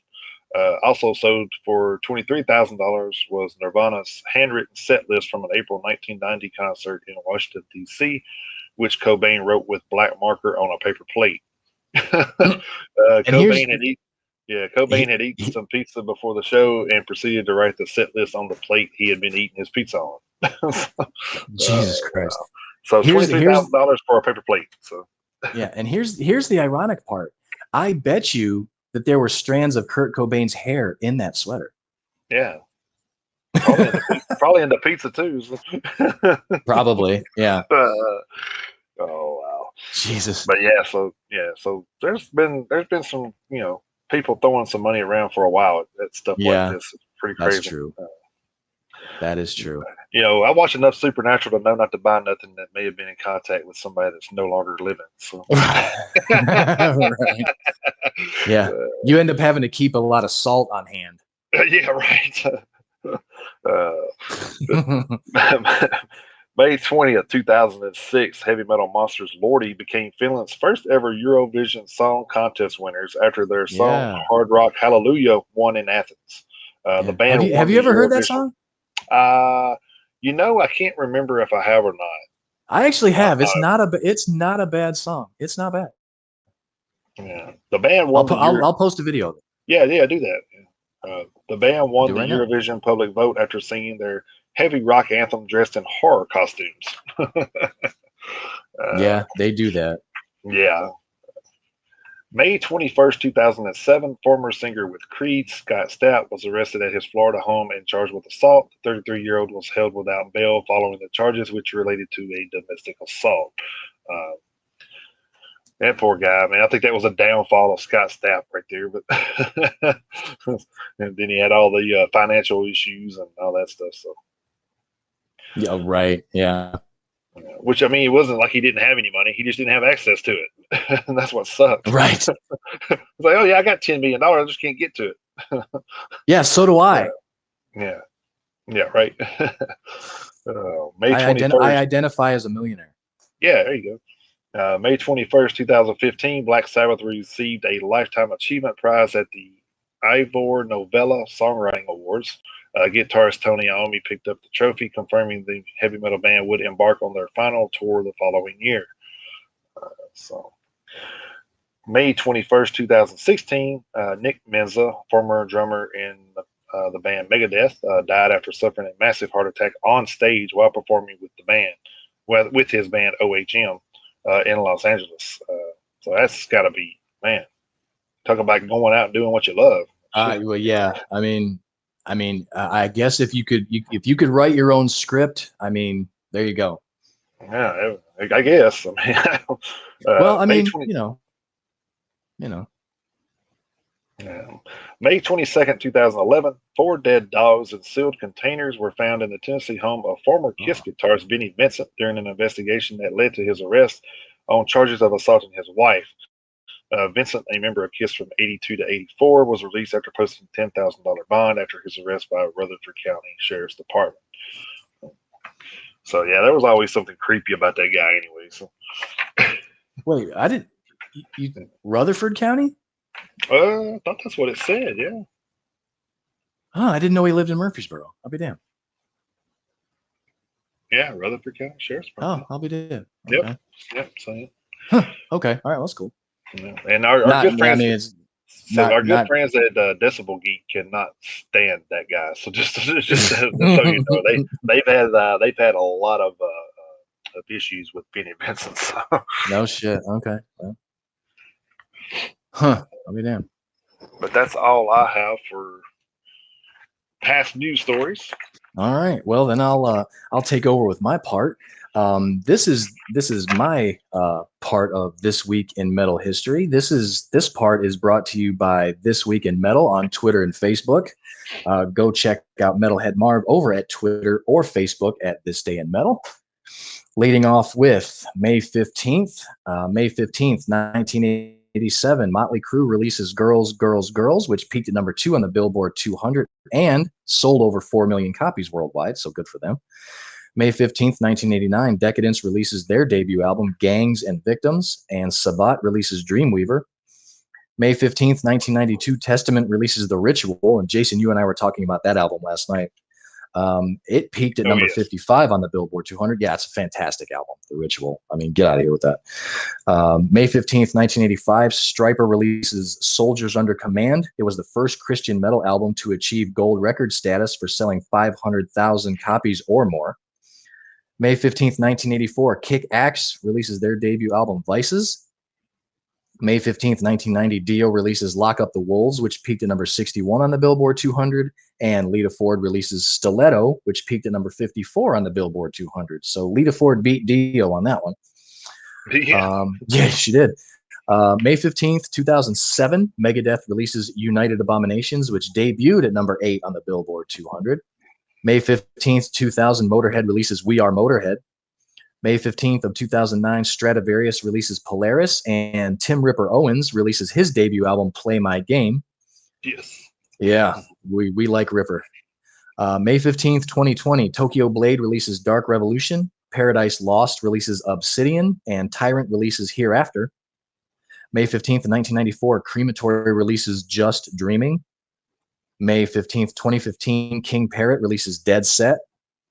May 15th, 2012, Shadows Fall releases Fire from the Sky, which debuted at number 38 on the Billboard 200.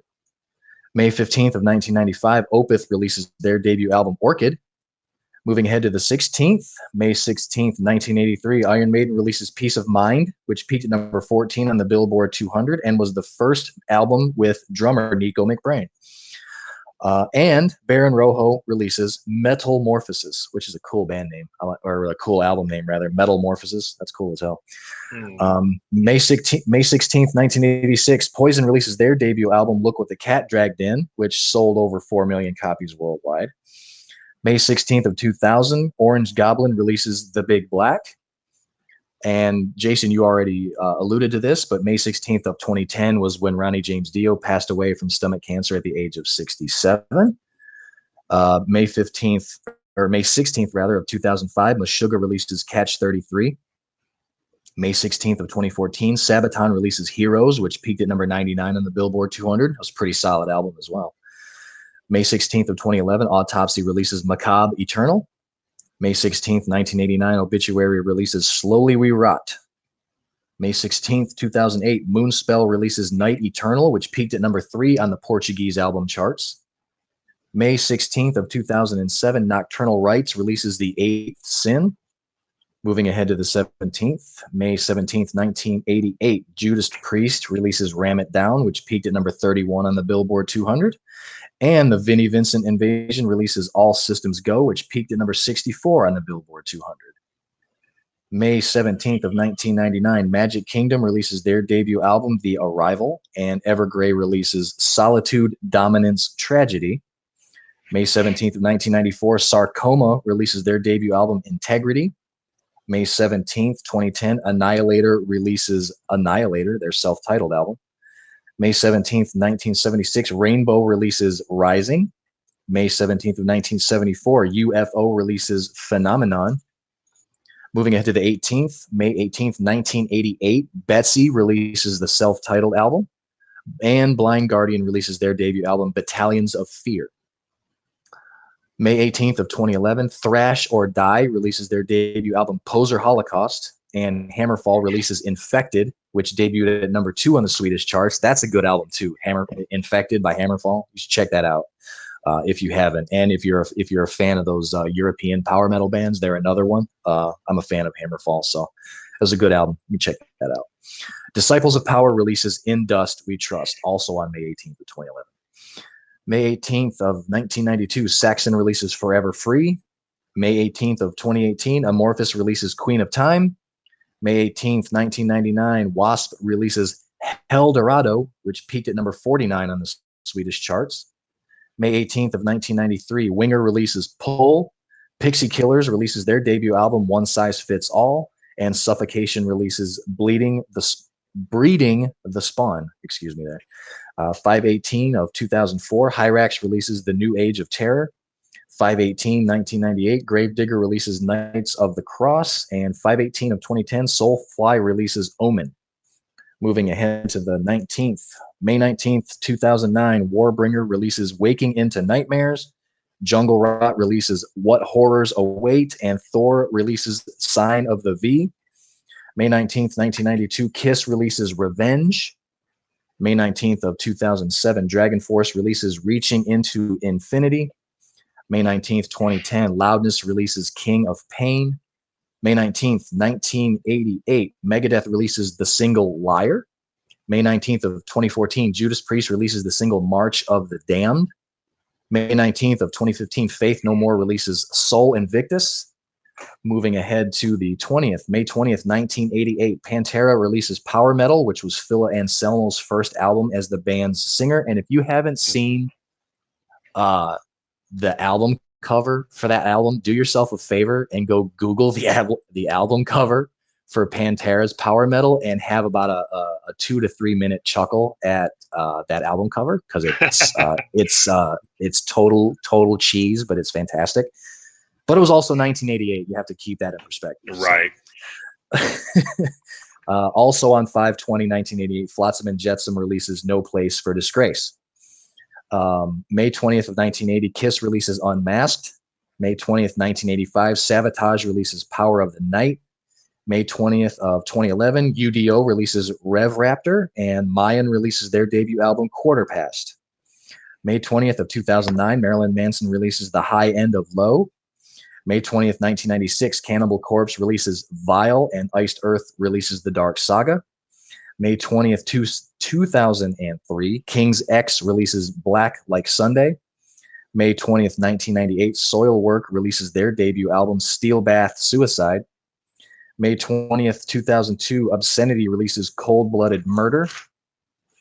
May 20th, 1983, Trance releases Power Infusion. May 20th of 2016, Iron Savior releases Titancraft. Moving ahead to the 21st, May 21st, 1979, Saxon releases their self-titled debut album. May 21st, 1985, Zoetrope releases their debut album Amnesty. Nightmare releases Power of the Universe, and Gravestone releases Back to Attack. May 21st, 1982, Riot releases Restless Breed. May 21st, 2002, Dio releases Killing the Dragon. May 21st of 1996, Metallica releases the single for Until It Sleeps, which peaked at number 10 on the Billboard Hot 100 singles chart. 5/21 of 1999, Archenemy releases Burning Bridges. 5/21, 2007, Paradise Lost releases In Requiem. 5/21 of 2013, UDO releases Steel Hammer. 5/21 of 1987, Anvil releases Strength of Steel, which peaked at number 191 on the Billboard 200. So Anvil actually had an album that made the charts at one point. Well, I mean, good for them. Good for them. 5/21, 2010, Y&T releases Face Melter. 5/21, 1988, Anthem releases Gypsy Ways. And moving ahead to the 22nd, I just got a couple for today's date so far. I have 5/22, 2001, Flotsam and Jetsam releases My God. And 5/22, 1985, Hawaii releases The Natives Are Restless. So those are the historical releases from May 15th to May 22nd.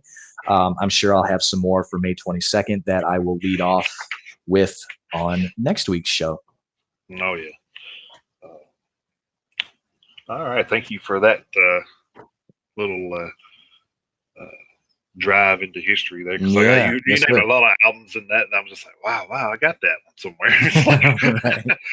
Yeah. That actually, I wanted to talk about that Kiss Revenge album. If all of their albums were like that album, I would love Kiss, because that was like probably one of their heaviest albums to me. Yeah. All right, so we'll jump into our little special edition here that we've been doing. We've been switching that stuff up depending on what's going on with if there's a month that's associated, like we did Black History Month, we did our favorite Black artists every week that have made a difference in metal.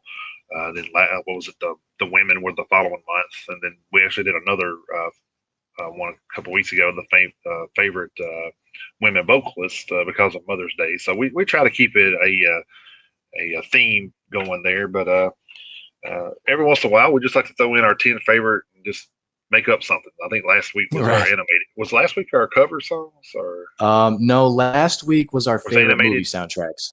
Movie soundtrack. That's right. Oh, we've done so much I can't keep up. Yeah. Let's see. The first week was covers. The second week was animated videos. Yeah. And then we did favorite female vocalists, and then we did favorite soundtracks leading up to this week. Yeah. So this week we decided we're going to do we said 10 favorite instrumentals, but I couldn't break it down. I could actually probably add the other 5 to it and make it 20, but it was just, and it was just so hard, man. Because I mean, there's a lot of good instrumentals out there. Once I got to thinking about it and researching a little bit, because there's a lot of them that, like I was telling Chris last night, there was a couple of Testament ones, and I couldn't remember the names of them, so I had to go back and listen to them again just to remember the names, but yeah, so we're going to do our favorite instrumentals, and actually I couldn't narrow it down more than 15, so you're getting 15 from me, and then whatever Chris wants to do is up to him. I don't care, but I mean I just couldn't narrow it down. It was just hard to do, and I said, you know what, the hell with it. It's our show. I'm doing 15. That's true. Yeah. So the two, so not in any order, but I will say the first two that I mentioned are my 1 and 2. Metallica Orion is definitely one of my favorites. And then Doc and Mr. Scary is also probably my second favorite. So those two I could probably listen to 100 times in a row. It wouldn't bother me a bit. And then I have Megadeth Into the Lungs of Hell, Metallica Anesthesia Pulling Teeth. Of course, I could put about 4 Metallica instrumentals on here if I wanted, really wanted to. But I was trying to keep it a little diverse here. But Obituaries, Redneck Stomp, Death Angel, The Ultra Violence, which if you have not heard that, it's like a 10-minute and some odd second instrumental, which is unheard of. But so, nice. So yeah. So and I got Iron Maiden's Transylvania, which we talked about that one last night too. Death, Voice of the Soul. Oh my God, it is so freaking good. Testament, Catacombs, Hammerfall, Raise the Hammer. Trivium, The Crusade, Onslaught, Skull Crusher 2. I don't know if I've heard Skull Crusher 1, but 2 is just awesome. But Accepts, Samson and Delilah, Hexen, Desolate Horizons, and Anvil's March of the Crabs. That was the 15 that I came up with. Like I said, I had about 20 or 25 on here, and I narrowed them down. But it was really hard to get to that point. I should have just did them all and just been done with it. But that was the ones that I came up with. I know you probably got a couple of repeats on yours, but yeah, I do have a couple, but that was a really good list, and I can totally understand why you had a hard time breaking it down to just 10, because there were some on your list that I had totally forgotten about. I was like, oh, yep, that was good. Oh, yep, that was good. So yeah, there were definitely some difficult choices you would have had to make to break it down to 10. I did get it down to 10, and then I have one special, an honorable mention at the end. Like I say, same thing for me. These are in no particular order, but I would say that probably my favorite one is Snowbound by Archenemy. It was on their Wages of Sin album for 2001. The only thing that I don't like about that one is the fact that it's only a minute and a half. If it was twice that long, or maybe like 4 minutes long, it'd be so much better. But Jason, I know I don't think you're that big of an Archenemy fan, which is fine. I don't know how much of their music you've heard, but Michael Amott, the lead guitarist of that band, is so criminally underratedly talented. It's nuts. And that's what I like about this instrumental so much, is just his guitar playing. like I say, it's only like 90 seconds long, but the way he plays the guitar, he's got this signature style that I haven't heard very often in any other bands. So it's kind of a unique talent that he has, a unique sound. And that's actually why I like Archenemy so much. It's not even necessarily for the vocal style, because even with Alyssa White being the singer now, they still have the predominantly death metal guttural vocals that I don't really care for all that much. Hers are cleaner than Angela Gossow's, so it's gotten better. But Michael Amott, his talent, and even with Jeff Loomis is playing guitar for Archenemy now too. So those two guys together, I mean, Jesus Christ, get out of here with talented guitarists. But Michael Amott, he's been the reason why I've listened to Archenemy as long as I have. So if you haven't checked out Archenemy, I would suggest give them a listen. But Snowbound by Archenemy is probably my favorite instrumental because of him. Next one on the list, you and I talked about this one last night, Jason, is 1776 by Iced Earth. Yes. That one was on their Something Wicked This Way Comes album from 1998. I like that one because, I like it because I like it. It kicks ass. But I like at the very end where they also have that flute solo at the end, which absolutely makes it sound like it was from the Revolutionary War era.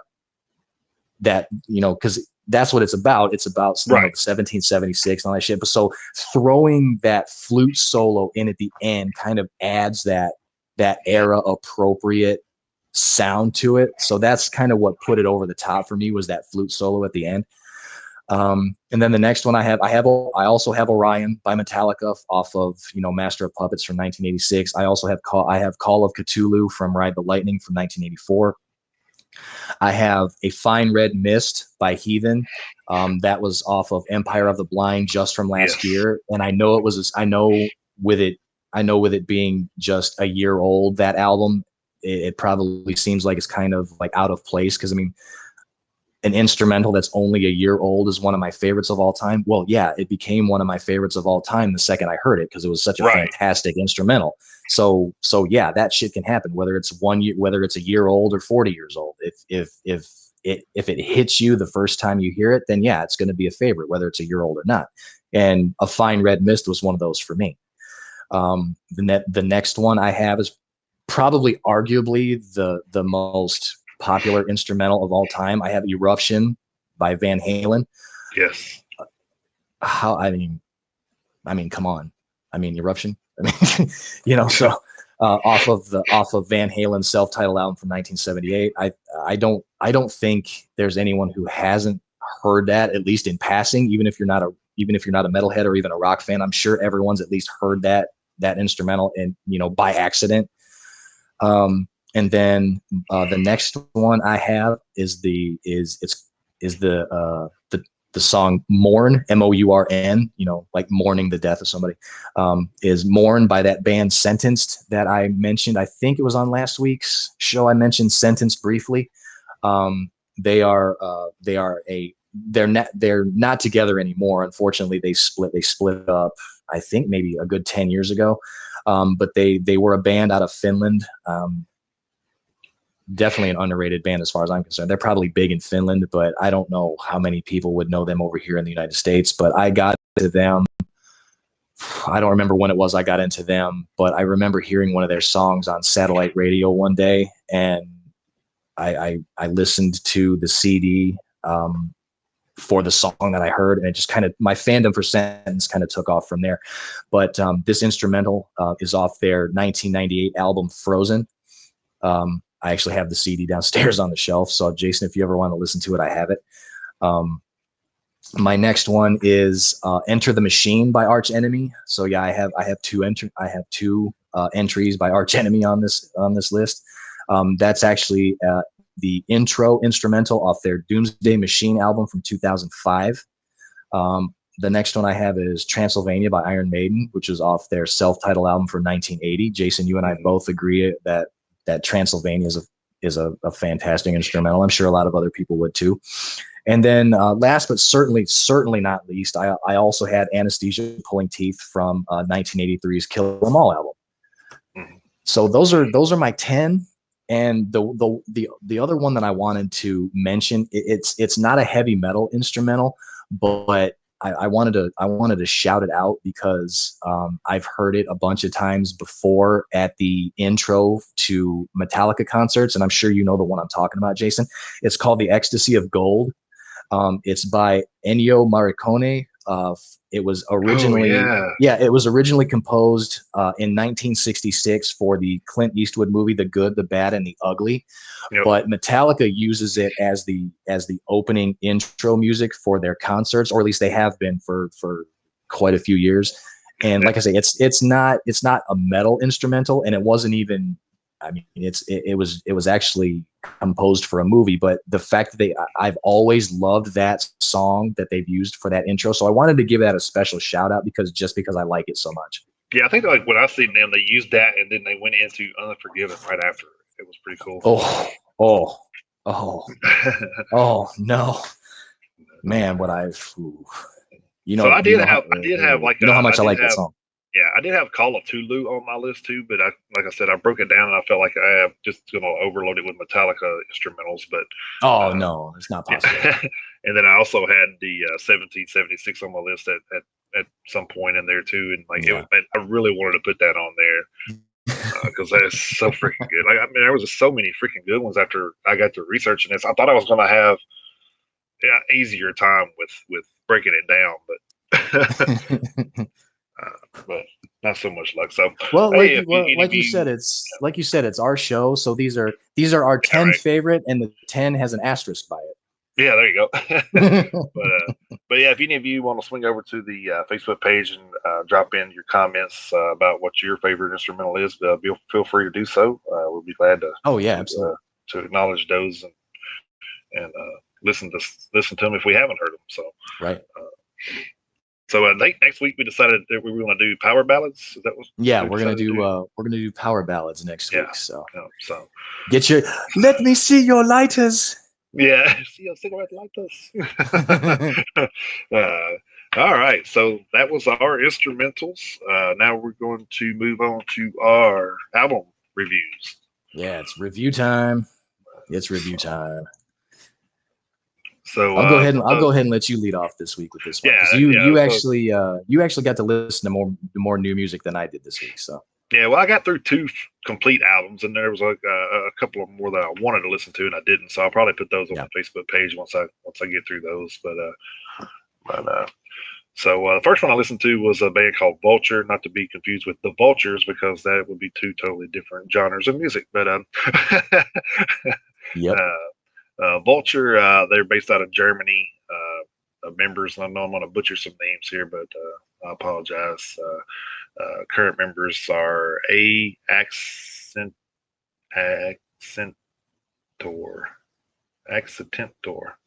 something like that. But he's the bass player there. S. Castevet, drums, M. Outlaw, guitars, L. Steeler vocals, and G. Deceiver on drums.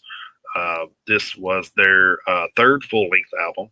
I think you said you listened to one of the videos on there, and you would probably would agree with what I'm going to say. Definitely a 80s, late 80s speed thrash metal sound. Oh hell yeah! Of course, it's on a Metal Blade Records, so you can expect that pretty much from Metal Blade, but definitely a really good album. I was very surprised that I liked it as much as I did. I'm going to go off and probably give it 3 out of 5 horns. Go back and double check the tracking and stuff on that. I'm sorry, didn't have that set up. I knew I was missing something here. Yeah, I did listen to one song off that album, "Dealing Death." There was an official video for that song on YouTube, so I saw it while I was on my lunch break yesterday. So I listened to that real quick. It was only like a 3.5 minute song, so I was like, "Yeah, I'll check this out real quick." Title track for the album, yeah. So, but it was epitome of 80s, mid 80s thrash metal, good classic stuff. Reminded me of Exodus. Yeah. Oh yeah, old Exodus, Anthrax, anything early 80s like that. Yeah. 10 songs, 42 minutes, 25 seconds. So it's not a like extremely long album. So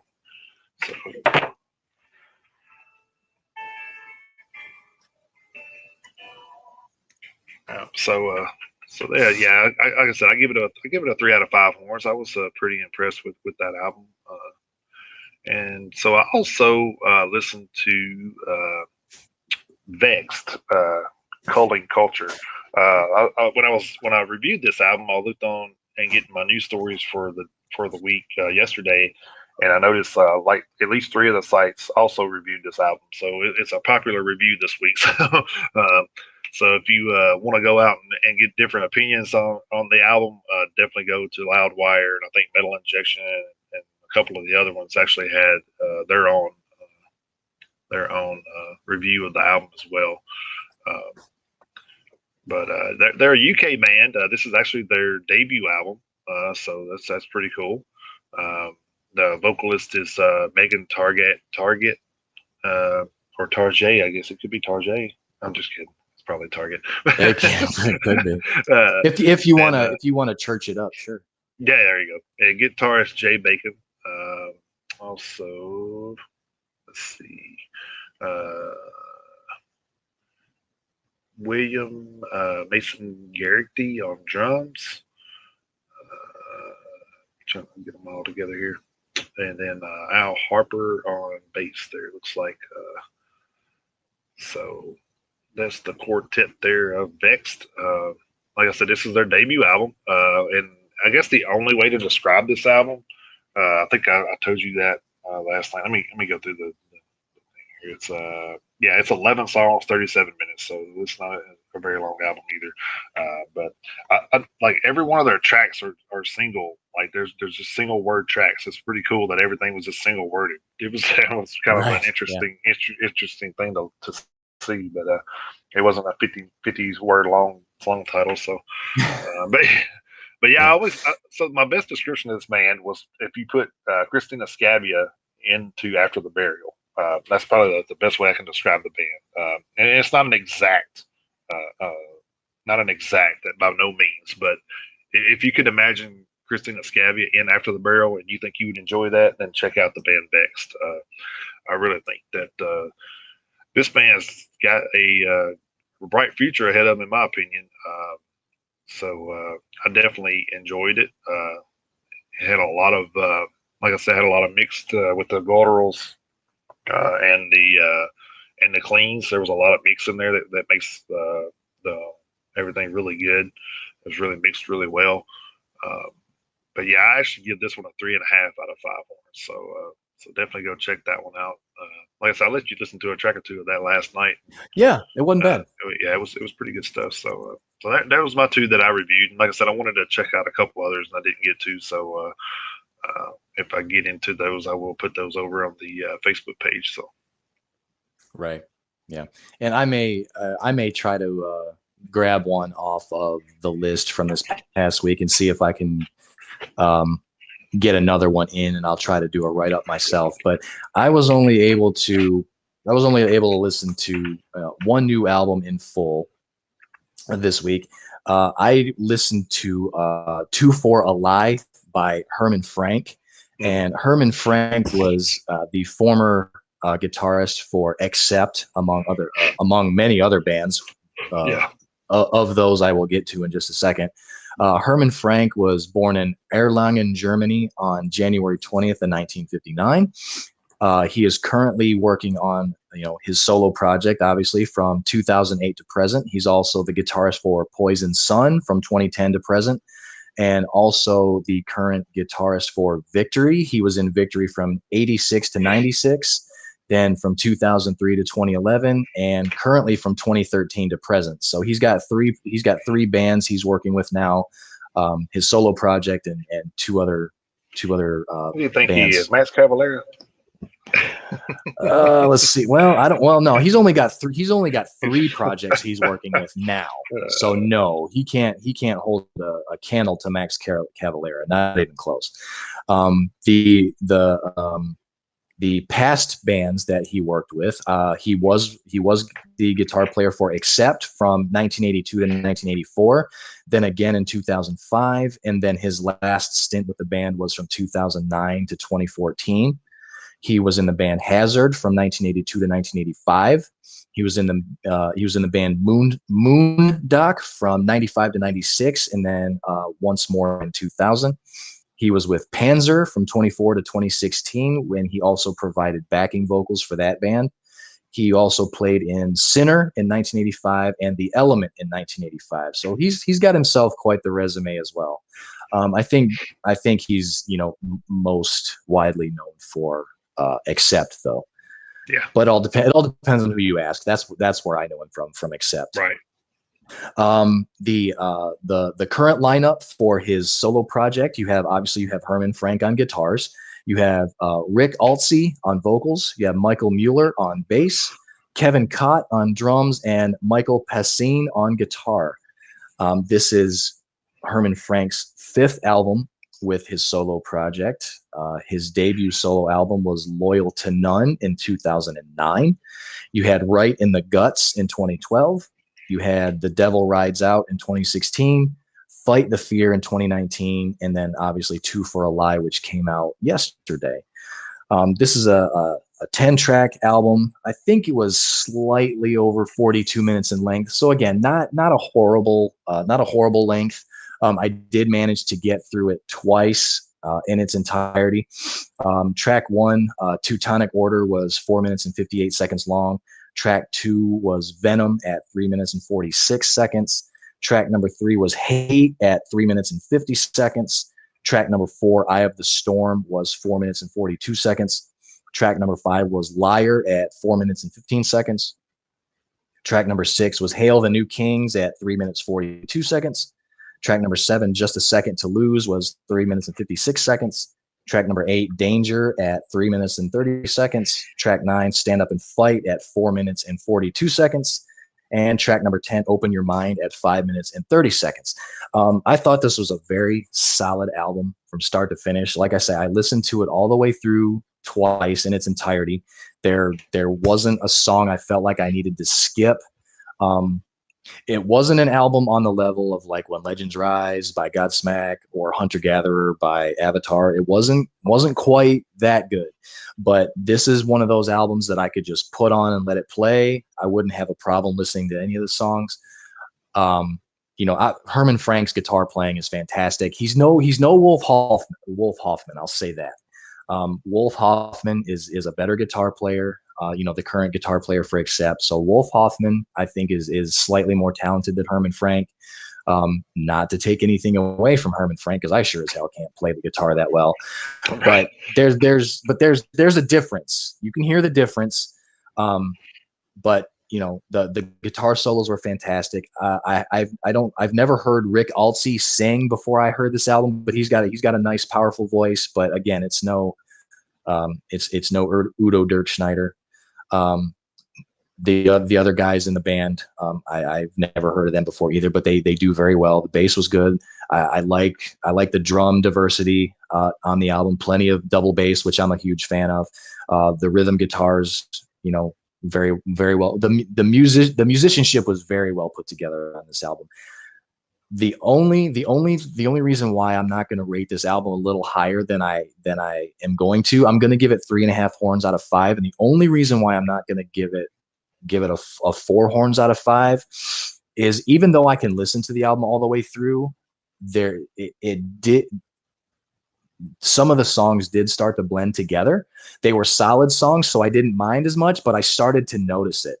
So that's the only reason why I'm going to knock it down to a 3.5 out of 5 instead of 4, is because there could have been a little bit more diversity in the way the songs were put together. Again, 10 solid songs, but there was a little bit of sound alike that started to pop out for me. So that's the only reason why I'm gonna knock it down a little bit. But again, I could listen to the album all the way through. I did, and I had no problem with it. So that's what I'm going to give it. So I'm going to give it 3.5 out of 5. I would definitely say it's a keeper and something I would listen to again. Awesome. All right. So there's our album reviews for the week. And Chris, you got a list of what we can look forward to next week? I do, and actually, it's actually another one of those pretty decent sized lists. So, so the good thing is we'll have kind of a Pick of smorgasbord, the litter, huh? yeah, kind of a smorgasbord to choose from, which is nice. Let's see. So yeah, the upcoming releases for May 28th, 2021, leading off with Ailstorm live in Tilburg. We have Alluvial with Sarcoma. We have Angstkrieg with Skyggespiel. I don't know if I even got that close to right. Bless you. We have, yeah, right. We have Bloodbound with Creatures of the Dark Realm. We have Brutality, the complete demo recordings, 1987 to 1991. We have Burning Witches with The Witch of the North. We have Cirith Ungol with Half Past Human. That's an EP for them. We have Eminence with Dark Echoes. Ghastly with Mercurial Passages.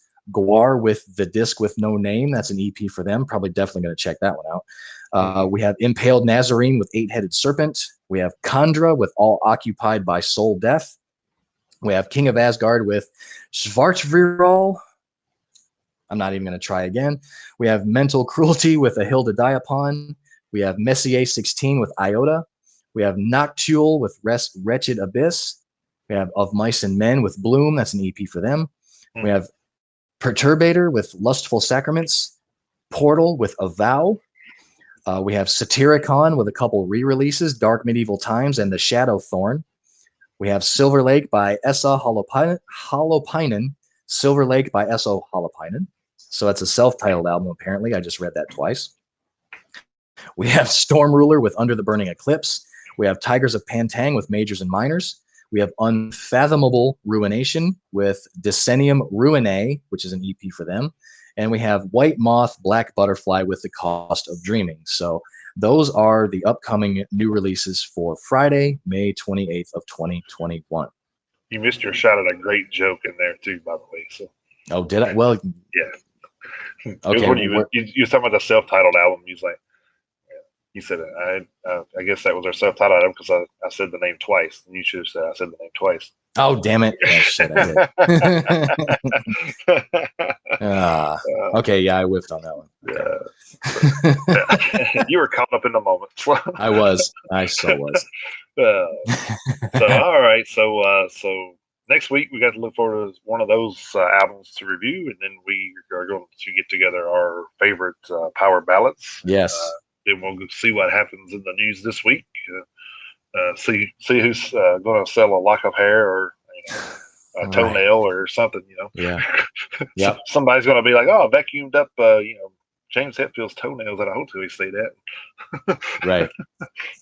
Oh, Jesus. But anyway, nothing surprises us anymore. So, nope. Any closing thoughts? Yeah, just want to just like every week, I want to thank everybody for coming by who decided to check us out on the live broadcast today. And anybody who wants to come check us out over at the Metalheads Unite Facebook page, feel free to do so.